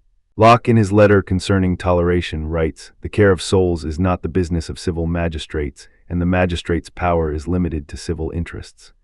This principle stands in stark contrast to Hobbes's claim that the sovereign must command both civil and religious obedience. The Enlightenment critique contends that when the state dictates religious practice, it risks alienating citizens whose conscience is at odds with imposed doctrine, thereby sowing the very discord Hobbes seeks to avoid. Moreover, the separation of church and state is seen as a safeguard against the misuse of religious authority to legitimize political oppression, a pattern observable in the history of theocratic regimes. A second, more contemporary counterargument comes from the human rights perspective, which emphasizes that absolute sovereignty can become a conduit for tyranny. Modern scholars point to the absolute language Hobbes employs. The sovereign's will is law, and the sovereign may not be bound by any higher authority, as a warning sign. International human rights instruments, such as the Universal Declaration of Human Rights, assert that governments must respect fundamental freedoms, even when those freedoms conflict with the sovereign's directives. Critics argue that Hobbes's framework offers no institutional mechanisms for holding the sovereign accountable, thereby opening the door to arbitrary rule. The historical experience of totalitarian regimes in the 20th century, where a single party or leader claimed absolute authority over both political and religious life, serves as a stark illustration of this danger. In such contexts, the sword becomes a tool of oppression rather than a guarantor of peace. To deepen our understanding, it is helpful to cross-reference Hobbes's ideas with those of other major thinkers. Aquinas's natural law posits that human law must be a reflection of an eternal moral order, a view that Hobbes superficially shares in his acknowledgement of a law of nature. Yet Aquinas insists that natural law is discoverable through reason and that it imposes limits on human authority, especially when civil law contravenes divine law. Hobbes, by contrast, treats natural law as a prelude to the covenant, a rational argument for surrendering liberty to the sovereign, but not as an independent source of moral constraint on the sovereign's power. Spinoza's pantheism offers another point of comparison. Spinoza argues that God and nature are one and the same, and that the state should promote rational understanding of this unity. While Spinoza also advocates for a strong state to ensure peace, he rejects the notion of an authoritarian sovereign imposing religious doctrine, emphasizing instead the freedom to think and the separation of theological authority from civil power. The divergence between Hobbes and Spinoza highlights a crucial tension. Hobbes sees religious authority as a tool of the sovereign, whereas Spinoza views religious authority as a potential impediment to rational freedom. Contemporary debates on emergency powers echo Hobbes's concerns, yet they also illuminate the evolution of his thought. In the aftermath of the September 11 attacks, the United States passed the Patriot Act, granting the executive branch expanded surveillance and detention powers. Proponents argued that such measures were necessary to protect the nation from a state of nature characterized by terrorism. Critics, invoking human rights principles, warned that unchecked executive authority could erode civil liberties. The same dialectic, security versus liberty, underlies Hobbes's justification for an absolute sovereign. However, modern legal frameworks attempt to balance these forces through judicial review, legislative oversight, and sunset clauses, mechanisms that Hobbes's model lacks. The question then is whether Hobbes's architecture can be adapted to accommodate such checks without losing its core purpose, the preservation of peace through a unified command. Returning to Hobbes's own definition of law, we must emphasize his distinction between law of nature and positive law. The law of nature, for Hobbes, is a set of rational precepts that guide individuals towards self-preservation. It is universal, immutable, and discoverable by reason alone. Positive law, on the other hand, is the concrete expression of the sovereign's will, enforceable by the threat of force. This distinction is crucial because it allows Hobbes to argue that the sovereign's authority is not arbitrary. It is grounded in the rational necessity of escaping the state of nature. Yet because positive law is the sovereign's decree, it can, in theory, contravene the law of nature if the sovereign deems it necessary for public safety. This tension is evident in modern debates over vaccination mandates. A government may impose compulsory vaccination, arguably infringing on individual bodily autonomy, a natural right, yet justifying it on the grounds of collective health, a public interest rationale that aligns with Hobbes's emphasis on the common good. Let us now consider an analogy that may help clarify Hobbes's architecture. Imagine a ship navigating stormy seas. The crew represents the citizens, each with their own desires and capacities. The captain stands for the sovereign. If every crew member were free to steer as they wished, the vessel would spin out of control, capsizing in the tumult. The captain, armed with authority and the sword of discipline, orders the crew to follow a single course. Even if a crew member objects, perhaps believing the captain's direction conflicts with his own sense of navigation, the ship's safety demands obedience. In Hobbes's view, the sovereign is that captain, and the law is the set of navigational orders that keep the ship from wreckage. Religious doctrine in this analogy is the weather forecast, a vital piece of information that must be communicated by the captain to the crew, not a separate authority that could issue contradictory warnings. The captain's control over both the helm and the forecast ensures that the crew receives a coherent, unified direction. Historical anecdotes further illuminate how Hobbes's theory played out in practice. Aside from his exchange with Bishop Bramhall, another episode worth recalling is Hobbes's involvement with the drafting of the 1654 Instrument of Government. While Hobbes was not a formal member of the council, his ideas were circulating among the Commonwealth's architects. The instrument's preamble declares that the safety of the people is the end of the government, echoing Hobbes's central premise. Moreover, the instrument grants the Lord Protector the power to make peace, war, and treaties, and to raise armies, thereby concentrating military authority in a single figure, an embodiment of Hobbes's sword. Yet, the instrument also attempted to limit religious factionalism by establishing a Presbyterian church under the Protector's oversight, a clear attempt to bring religious practice under the sovereign's jurisdiction. Just as Hobbes advocated, the eventual failure of the Protectorate, culminating in the restoration of the monarchy, demonstrates both the potency and the fragility of Hobbesian sovereignty when faced with entrenched political and religious interests. Another vivid anecdote concerns the reaction of the royalist poet John Milton to Hobbes's ideas. In his Areopagitica, Milton champions the liberty of the press and laments the tyranny of a single ruler that could suppress truth. While Milton's primary target was censorship, his broader concern aligns with the human rights critique of Hobbes, that an absolute sovereign can become a censor of dissent, both political and religious. Milton's passionate defense of free expression provides a counterpoint to Hobbes's claim that the sovereign's authority is necessary for peace. The tension between these two perspectives, order versus liberty, has persisted as a central theme in political philosophy. When we examine modern secular constitutions that limit religious courts, we see Hobbes's influence both affirmed and challenged. In India, for example, the constitution guarantees personal law for various religious communities, yet the Supreme Court has asserted its authority to strike down practices that violate fundamental rights, such as the prohibition of triple talaq. Here, the sovereign, the constitutional framework, acts as a higher law that can curtail the autonomy of religious tribunals, resonating with Hobbes's insistence that the sovereign's law is supreme. However, the Indian model also incorporates judicial review, a mechanism that Hobbes did not envisage. This hybrid approach suggests that while Hobbes's core insight, that a single authority is needed to prevent fragmentation, remains persuasive, contemporary societies have sought to embed safeguards that prevent the sovereign from becoming a tool of oppression. Turning now to the modern human rights critique, we must confront the argument that Hobbes's absolute sovereignty can enable tyranny. The International Covenant on Civil and Political Rights, ICCPR, enshrines rights such as freedom of thought, conscience, and religion, and requires that any limitations on these rights be provided by law and necessary for the protection of national security, public order, public health, or the rights and freedoms of others. This formulation acknowledges that the state may impose restrictions, but only within a framework that is itself subject to legal standards and oversight. Hobbes's model, by contrast, places the sovereign above all law, with the sword serving as the ultimate arbiter. Critics argue that without an independent judiciary or a constitution that limits sovereign power, the risk of arbitrary rule is unacceptably high. Historical examples abound. The absolute monarchs of Europe, the Soviet totalitarian regime, and contemporary autocracies all demonstrate how the concentration of political and religious authority can be weaponized against dissenting voices. Nevertheless, supporters of Hobbes's framework point to the practical necessity of decisive governance in moments of crisis.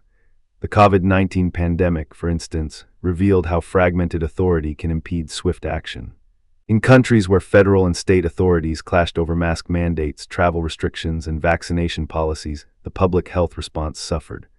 Proponents argue that a Hobbesian sovereign, whether a national executive or a coordinated central authority, could have imposed uniform measures, reducing confusion and saving lives. The counterpoint, of course, is that such centralization must be balanced against the protection of civil liberties, a balance that modern constitutional democracies attempt to strike through legislative oversight, judicial review, and transparent public debate. In discussing Hobbes's legal positivism, it is essential to note that his conception of law is fundamentally procedural. The law is that which is commanded by the sovereign and obeyed by the subjects.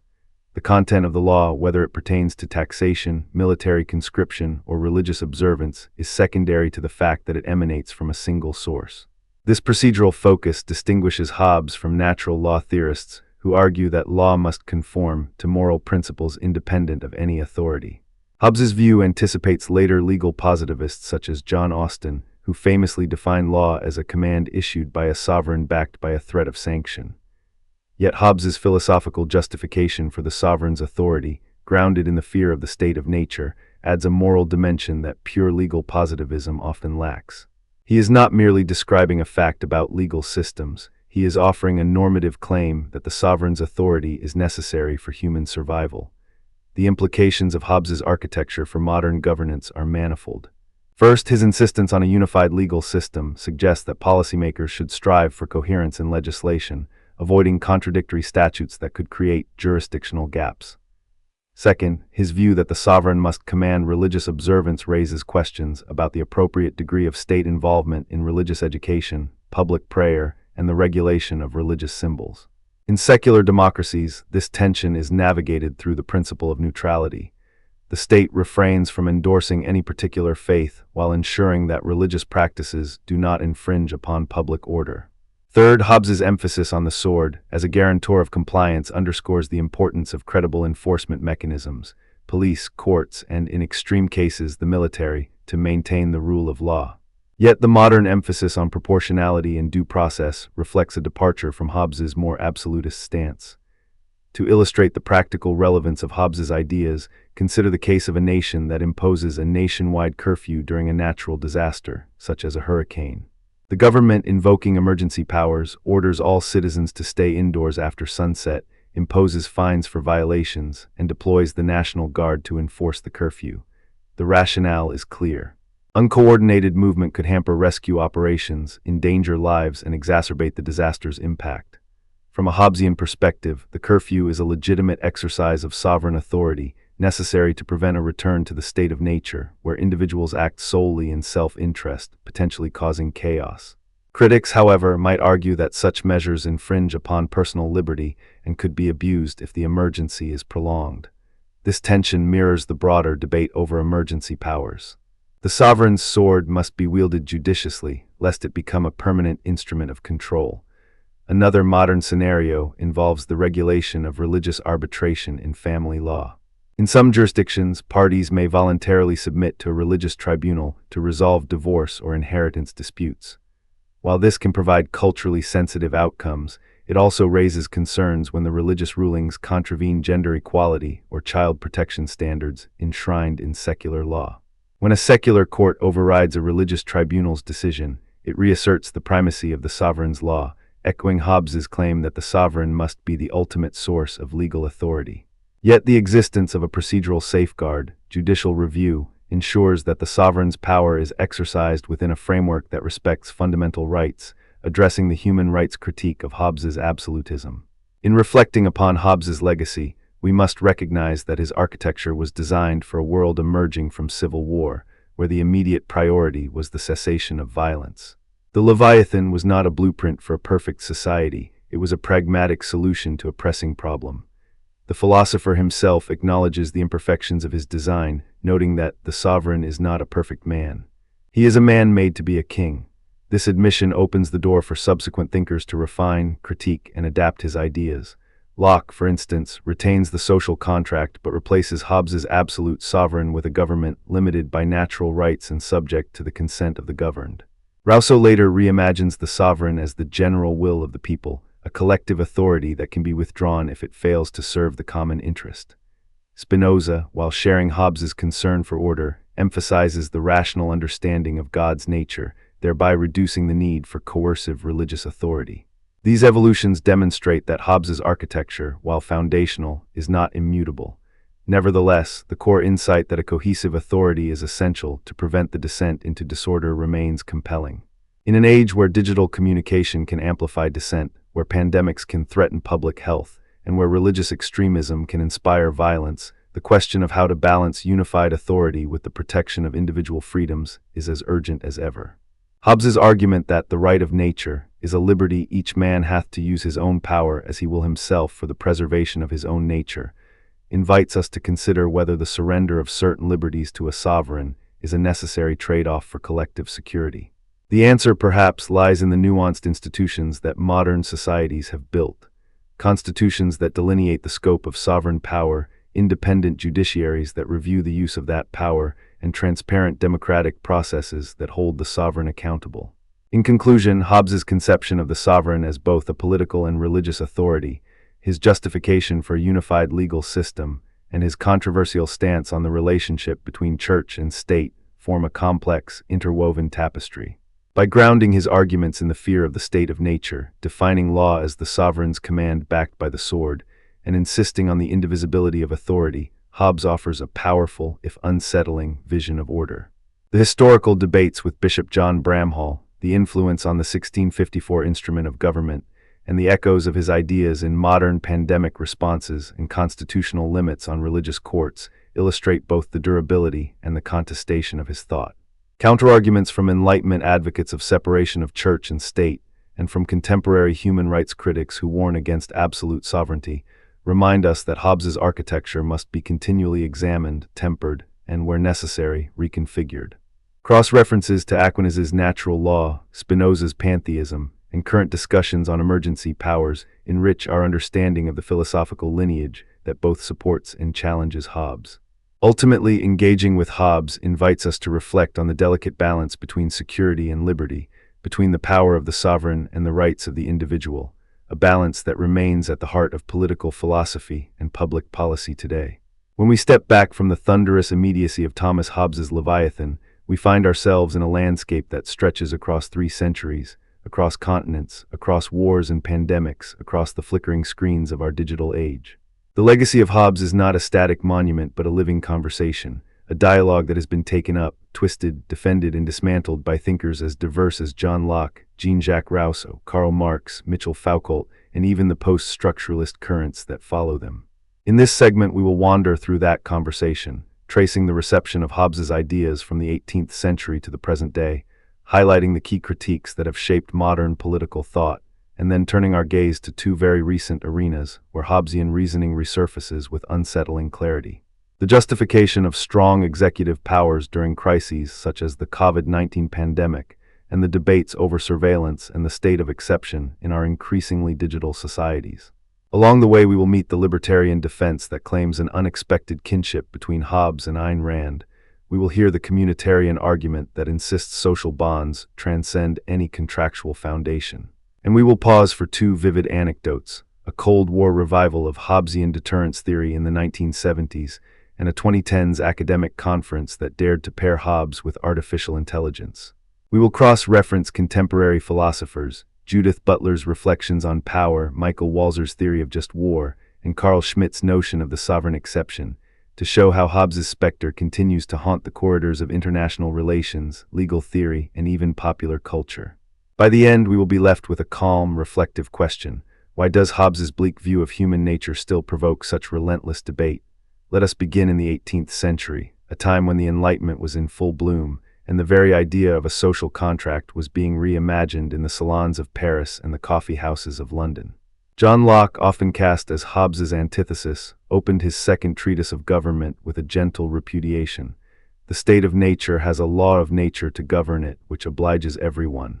And reason, which is that law, teaches all mankind, that being all equal and independent, no one ought to harm another in his life, health, liberty, or possessions. Locke's natural law, rooted in reason and the preservation of property, stands in stark contrast to Hobbes's description of the state of nature as solitary, poor, nasty, brutish, and short. Where Hobbes sees war of all against all, Locke envisions a condition of relative peace, governed by a moral law discoverable by reason. The divergence is not merely lexical, it is foundational. Locke's critique attacks Hobbes's pessimistic anthropology, arguing that humans are not driven solely by appetite and avarice, but also by a rational capacity for cooperation and mutual respect. This critique would become a cornerstone for liberal democratic theory, influencing the American and French revolutions, and setting the stage for a political imagination that sees the sovereign not as an iron fist, but as a guarantor of natural rights. Yet even as Locke celebrated the consent of the governed, another voice rose from the same intellectual ferment, Jean-Jacques Rousseau. In his 1762 Social Contract, Rousseau famously declared, "Man is born free, and everywhere he is in chains." Rousseau's critique of Hobbes is both philosophical and moral. He rejects the idea that the sovereign must be an absolute monarch to keep the Leviathan's teeth bared. For Rousseau, the social contract is not a surrender of liberty to an omnipotent ruler, but a collective agreement that creates a general will aimed at the common good. Rousseau argues that Hobbes's sovereign, by demanding unconditional obedience, extinguishes the very freedom that the contract is supposed to protect. He writes, "The sovereign cannot be a person but a body of citizens." The implication is profound. Power must be rooted in the people, not imposed from above. Rousseau's counter-argument reshapes the discourse on democracy, suggesting that legitimacy arises not from the fear of violent death, but from the active participation of citizens in self-governance. Moving forward to the 19th century, Karl Marx entered the conversation with a materialist critique that reframed Hobbes's theory of power as a reflection of class struggle. In the Communist Manifesto, Marx and Engels observe, "The history of all hitherto existing society is the history of class struggles." While Hobbes attributes the need for a sovereign to a universal human condition, our innate desire for self-preservation, Marx sees the sovereign as an instrument of the ruling class, a tool to perpetuate the domination of the bourgeoisie over the proletariat. Marx's analysis suggests that the Leviathan is not a neutral arbiter against the chaos of the state of nature, but a manifestation of economic power structures that enforce the status quo. In his Economic and Philosophically manuscripts of 1844, Marx writes, "The worker becomes all the poorer the more wealth he produces, the more his production increases in power and range."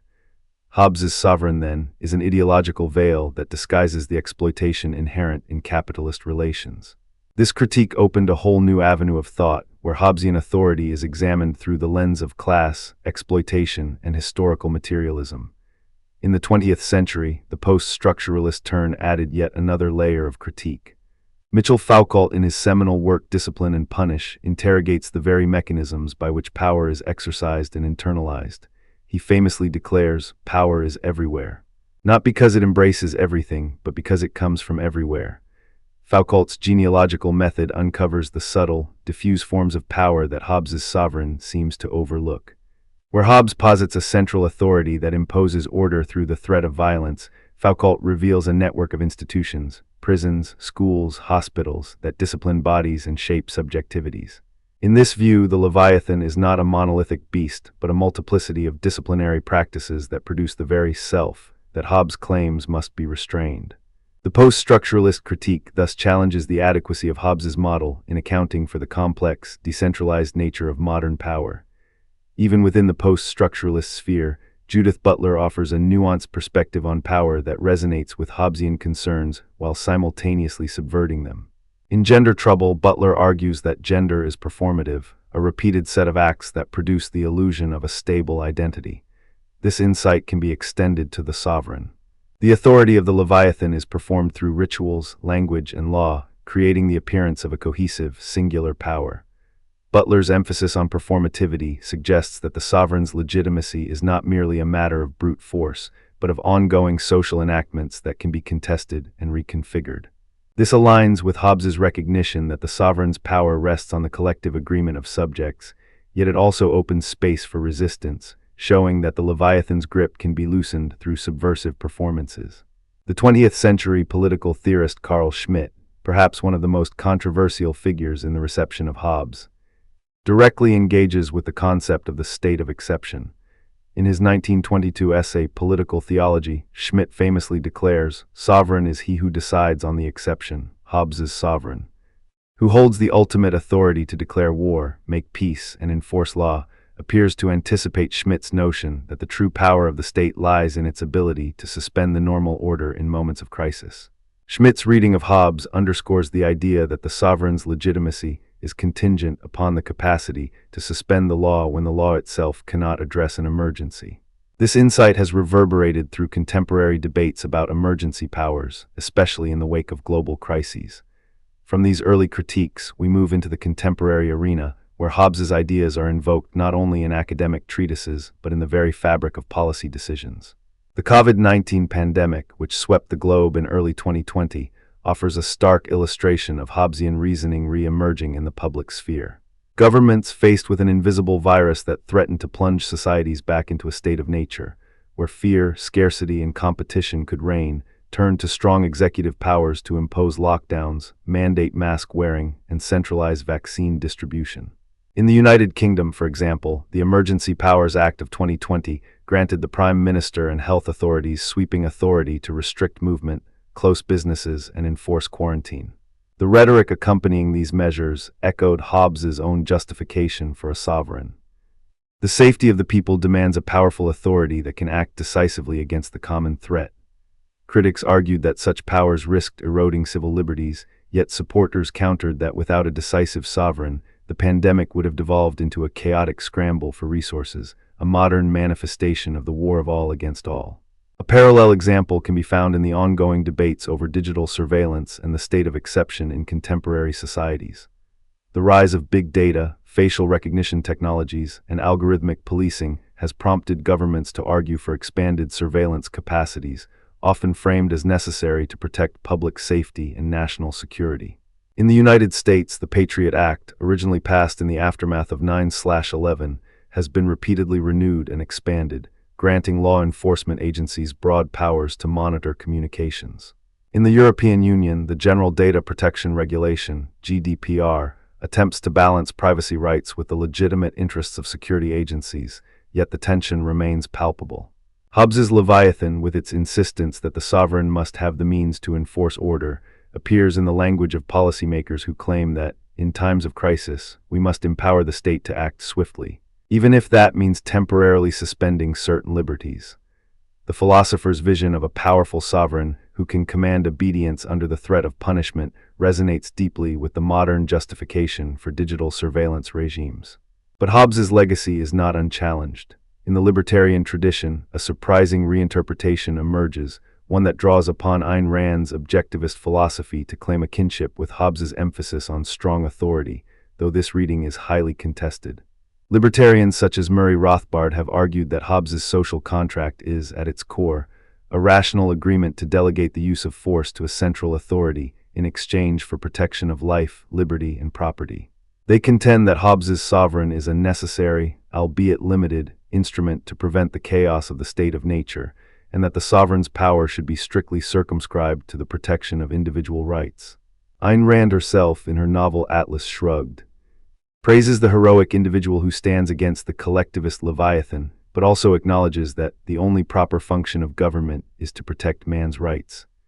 Some libertarians thus argue that Hobbes provides a philosophical foundation for a minimal state, a night watchman government whose sole purpose is to enforce contracts and protect citizens from aggression. This libertarian defense, however, is not without its critics, who point out that Hobbes's Leviathan is far more expansive, granting the sovereign authority over law, religion, and even the moral education of subjects, a scope that far exceeds the libertarian conception of a limited state. On the opposite side of the spectrum, communitarian thinkers present a counter-critique that emphasizes the primacy of social bonds, shared narratives, and communal values over any contractual foundation. Communitarians such as Michael Sandel and Charles Taylor argue that human identity is fundamentally shaped by communal traditions, rituals, and moral frameworks that cannot be reduced to a rational contract. They would claim that Hobbes's depiction of humans as isolated, self-interested actors neglects the deep relational ties that bind societies together. In his 1990 book, The Liberalism of Fear, Judith S. H. Clark, though not a strict communitarian, echoes this sentiment by warning that a political order built solely on fear and coercion, exactly what Hobbes envisions, fails to cultivate the virtues necessary for a flourishing community. The communitarian argument thus contends that the social contract, if it exists at all, is embedded within a pre-existing web of social practices, shared histories, and moral obligations that transcend the cold calculus of self-preservation. This critique invites us to reconsider Hobbes's bleak anthropology and to ask whether a political order rooted in mutual trust and shared meaning might offer a more resilient foundation for peace. To illustrate the enduring relevance of Hobbesian thought, let us turn to two vivid anecdotes that demonstrate how his ideas have been revived and reinterpreted in very different contexts. The first takes us back to the 1970s, a period marked by the height of the Cold War and the looming threat of nuclear annihilation. In this era, strategic thinkers and defense analysts turned to Hobbes's notion of the sovereign as a guarantor of order to justify the doctrine of deterrence. The concept of mutually assured destruction, MAD, can be read through a Hobbesian lens. The sovereign here, the nation-state, must possess the credible threat of overwhelming force to prevent the chaos of war. A 1975 article in the journal International Security, authored by the political scientist Thomas Schelling, explicitly referenced Hobbes's Leviathan when arguing that the ability to impose a credible threat of annihilation is the modern embodiment of the sovereign's power to keep the state of nature at bay. The Cold War deterrence theory thus revived Hobbes's central claim that fear of punishment is essential to maintaining peace. This revival was not merely academic. It shaped policies such as the deployment of intercontinental ballistic missiles, the establishment of nuclear command and control structures, and the strategic doctrine that underpinned the US and Soviet Union standoff for decades. The Hobbesian specter of a powerful sovereign wielding the ultimate threat of force became a cornerstone of global security architecture. The second anecdote leaps forward to the 2010s, when a gathering of scholars at the International Conference on Philosophy of Technology in Berlin dared to ask a provocative question. What would Hobbes think about artificial intelligence? The conference, titled Hobbes and Artificial Intelligence, Sovereignty in the Age of Algorithms, brought together philosophers, computer scientists, and political theorists to explore how Hobbesian concepts of authority, obedience, and the state of nature might be applied to autonomous systems. One of the keynote speakers, the philosopher Nick Bostrom, argued that as AI systems become more capable of making decisions that affect human lives, whether in autonomous weapons, predictive policing, or algorithmic governance, the need for a digital Leviathan becomes apparent. He quoted Hobbes directly, "Covenants without the sword are but idle words." Bostrom suggested that without a robust regulatory framework and artificial sovereign, AI could create a new form of state of nature, where unbounded algorithms compete for resources, data, and influence, potentially leading to systemic instability. The conference sparked a flurry of publications exploring the ethics of AI governance, the role of oversight bodies, and the possibility of embedding Hobbesian principles, such as the centralization of authority and the enforcement of rules, into the architecture of AI systems. This anecdote illustrates how Hobbes's ideas continue to be reimagined in response to technological transformations that challenge traditional notions of sovereignty. In considering Hobbes's influence on international relations, we must also acknowledge the work of contemporary scholars like Michael Walzer, whose theory of just war draws upon Hobbesian ideas of order and the legitimate use of force. In his 1977 classic Just and Unjust Wars, Walzer argues that war can be morally justified only when it is waged by a legitimate authority, for a just cause, and with right intention. This framework resonates with Hobbes's insistence that the sovereign alone possesses the authority to declare war and make peace. Walzer's emphasis on the moral constraints placed upon sovereign power reflects a Hobbesian concern for the preservation of order, yet it also introduces a normative dimension that Hobbes himself largely sidestepped. The dialogue between Hobbes and Walzer illustrates how the Leviathan's authority can be both a source of stability and a target for moral scrutiny. Judith Butler's work on power and performativity offers another contemporary bridge. In her 1990 collection Bodies That Matter, Butler interrogates how bodies are constituted through discursive practices that confer legitimacy. If we apply this lens to Hobbes's sovereign, we might view the authority of the Leviathan not merely as a top-down imposition, but as a performance sustained by collective recognition, legal rituals, and symbolic acts. The sovereign's power, then, is as much about the ongoing consent of the governed as it is about the threat of force. This perspective invites us to see the modern state's legitimacy as contingent upon the performative reinforcement of laws, ceremonies, and public narratives, a dynamic that can be both stabilizing and destabilizing, depending on how those performances are contested. Turning to Carl Schmitt, his notion of the friend-enemy distinction in politics echoes Hobbes's delineation of the state of nature as a condition of perpetual conflict. Schmitt writes, the specific political distinction between friend and enemy is the most intense and most extreme antagonism possible. Hobbes's description of the natural condition as one of war of every man against every man can be read as an early articulation of this friend-enemy polarity. Schmitt's analysis, however, pushes the idea further by arguing that the sovereign's power is defined by the ability to decide when the normal legal order is suspended, thereby creating the exception. This insight becomes especially relevant when we examine contemporary emergency measures, where governments invoke the state of exception to justify extraordinary powers, a move that directly mirrors Hobbes's claim that the sovereign's authority is absolute precisely because it can suspend ordinary law in moments of crisis. The modern resurgence of Hobbesian thought in the realm of public health and digital surveillance also intersects with the work of post-structuralist theorists such as Mitchell Foucault, whose concept of biopower, governmental control over bodies and populations, provides a critical lens for understanding pandemic policies. Foucault's analysis of the government of life suggests that the state's intervention in health matters is not merely a response to a natural disaster, but an exercise of power that shapes the very conditions of existence. When governments impose lockdowns, mandate vaccinations, or deploy contact tracing apps, they are exercising a form of biopower that can be read as a contemporary embodiment of Hobbes's sovereign. The authority that regulates the health of the populace to prevent a descent into the chaos of disease. The tension between protecting public health and preserving individual liberty thus becomes a modern reenactment of the Hobbesian dilemma, whether the fear of a brutish state of nature justifies the surrender of certain freedoms to a powerful authority. In the digital sphere, the debate over surveillance and the state of exception can be illuminated by the work of contemporary legal scholars such as David Lyon, who explores the surveillance society. Lyon argues that the pervasive collection of data creates a new architecture of power where the sovereign's sword is replaced by algorithms that monitor, predict, and influence behavior. This shift raises the question, does Hobbes's Leviathan evolve into a digital Leviathan that wields the threat of data-driven punishment?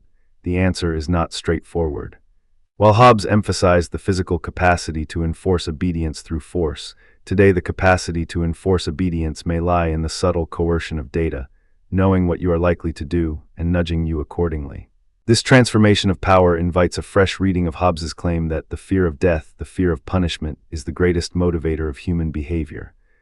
In a world where the penalty may be a denied loan, a blocked social media account, or a targeted advertisement, the fear of loss can be as compelling as the fear of physical harm. The modern state of exception, then, may be less about the suspension of law and more about the suspension of privacy, a new frontier where Hobbesian logic meets digital governance. Returning to the libertarian defense, it is worth noting that Ayn Rand herself never explicitly invoked Hobbes, yet her emphasis on rational self-interest and the moral right of individuals to pursue their own happiness resonates with Hobbes's view of human nature as driven by appetites and aversions. Rand's championing of a government limited to the protection of individual rights can be read as a selective appropriation of Hobbes's argument for a sovereign that prevents the chaos of the state of nature. However, Rand's philosophical framework diverges sharply from Hobbes in its moral optimism. She believes that rational self-interest leads to flourishing, whereas Hobbes sees self-interest as a source of perpetual conflict unless restrained. The libertarian reinterpretation thus represents a nuanced, perhaps even paradoxical, appropriation of Hobbesian thought, one that extracts the structural justification for a strong authority while discarding the pessimistic view of human nature that undergirds it. The communitarian critique, on the other hand, finds a powerful ally in the work of Alastair MacIntyre, whose book After Virtue argues that modern moral discourse has become fragmented because it lacks a shared narrative tradition. MacIntyre would argue that Hobbes's contract is a thin moral foundation that cannot sustain a community's moral life. He writes, "The virtues are not merely personal dispositions, but are rooted in the practices and narratives that define a community." From this perspective, the Leviathan's reliance on a contract of fear cannot generate the deep moral commitments required for a flourishing society. Communitarians thus propose that the legitimacy of political authority should be grounded in the cultivation of shared values, traditions, and communal bonds, rather than in the fear of violent coercion. This line of thought invites us to imagine a political order where the sovereign's power is not derived from the threat of punishment, but from the moral authority conferred by the community's shared life. When we examine the influence of Hobbes on legal theory, we encounter the doctrine of sovereign immunity, a principle that has its intellectual roots in Hobbes's claim that the sovereign cannot be sued or held accountable by subjects. In the United States, the doctrine is enshrined in the 11th Amendment, which limits the ability of individuals to sue states in federal court. Scholars such as Bruce Ackerman have traced this legal principle back to the Hobbesian notion that the sovereign is not subject to the law. Yet, contemporary legal scholars also critique this doctrine, arguing that it creates a dangerous asymmetry that can enable governmental abuse. The tension between the Hobbesian imperative for an unchallengeable sovereign and modern demands for accountability illustrates the ongoing relevance of his ideas in shaping the contours of constitutional law. In the realm of popular culture, Hobbes's legacy appears in surprising places. The dystopian television series The Expanse portrays a future where a powerful United Nations government exerts near absolute authority over a colonized solar system, invoking the Leviathan's logic of centralized control to prevent interplanetary war. Similarly, the video game Civilization VI includes a Hobbesian policy option that grants the player a strong central government ability, reflecting the idea that a powerful ruler can keep internal conflict at bay. These cultural artifacts demonstrate that Hobbes's image of a strong, sometimes brutal, sovereign continues to captivate the imagination, serving as a narrative device to explore the balance between security and liberty. Having traced Hobbes's journey from the salons of the Enlightenment to the halls of modern legislatures, From the strategic calculations of Cold War deterrence to the ethical debates surrounding artificial intelligence, we see a pattern of reinterpretation that is both persistent and mutable. Each era reshapes Hobbes's ideas to fit its own anxieties and aspirations.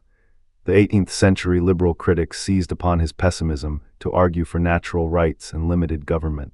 The 19th century Marxist critique transformed his sovereign into a symbol of class oppression. The 20th century post-structuralists uncovered hidden networks of power that Hobbes's monolithic Leviathan could not anticipate. The 21st century pandemic and digital surveillance crises have revived Hobbes's justification for strong executive authority, while libertarians and communitarians have offered divergent counter-critiques that either narrow or expand the scope of Hobbesian sovereignty. What then makes Hobbes's bleak view of human nature so enduring? Perhaps it is the unsettling truth that fear remains a potent motivator. Whether the fear is of disease, of war, of data exploitation, or of economic ruin, societies continue to grapple with the question of how much authority is necessary to keep the state of nature at bay. Hobbes forces us to confront the uncomfortable possibility that without a central power capable of imposing order, our collective existence may indeed descend into conflict. Yet at the same time, his theory invites us to question the limits of that power, to ask whether the very mechanisms designed to protect us might become the source of new forms of domination. In reflecting on Hobbes's influence across international relations, we see that the concept of a sovereign capable of declaring a state of exception informs debates about humanitarian intervention, the responsibility to protect, and the legitimacy of supranational bodies such as the United Nations. In legal theory, his ideas underpin discussions about sovereign immunity, the rule of law, and the balance between security and civil liberties. In popular culture, his image of a powerful ruler continues to serve as a narrative foil for stories about rebellion, resistance, and the quest for freedom. The cross-references to thinkers like Judith Butler, Michael Walzer, and Carl Schmitt illuminate how Hobbes's legacy is not a static relic, but a dynamic interlocutor that shapes and is shaped by evolving conceptions of power. As we close this exploration, let us pause and listen to the echo of Hobbes's own words. Covenants without the sword are but idle words. In the modern world, the sword may appear as a virus, an algorithm, a nuclear missile, or a legal decree. The challenge before us is to discern when the sword is a necessary safeguard against chaos, and when it becomes a tool of oppression that erodes the very freedoms it purports to protect. The debate is far from settled, and perhaps that is precisely why Hobbes's bleak portrait of humanity continues to provoke, to unsettle, and to inspire. In each new crisis, each new technological frontier, each fresh philosophical challenge, we are invited to revisit the Leviathan, to weigh its promise of order against its potential for tyranny, and to ask ourselves, what kind of sovereign do we want to live under, and what kind of social contract are we willing to accept? The conversation endures, and the answer, like Hobbes's own reflections, remains a work in progress.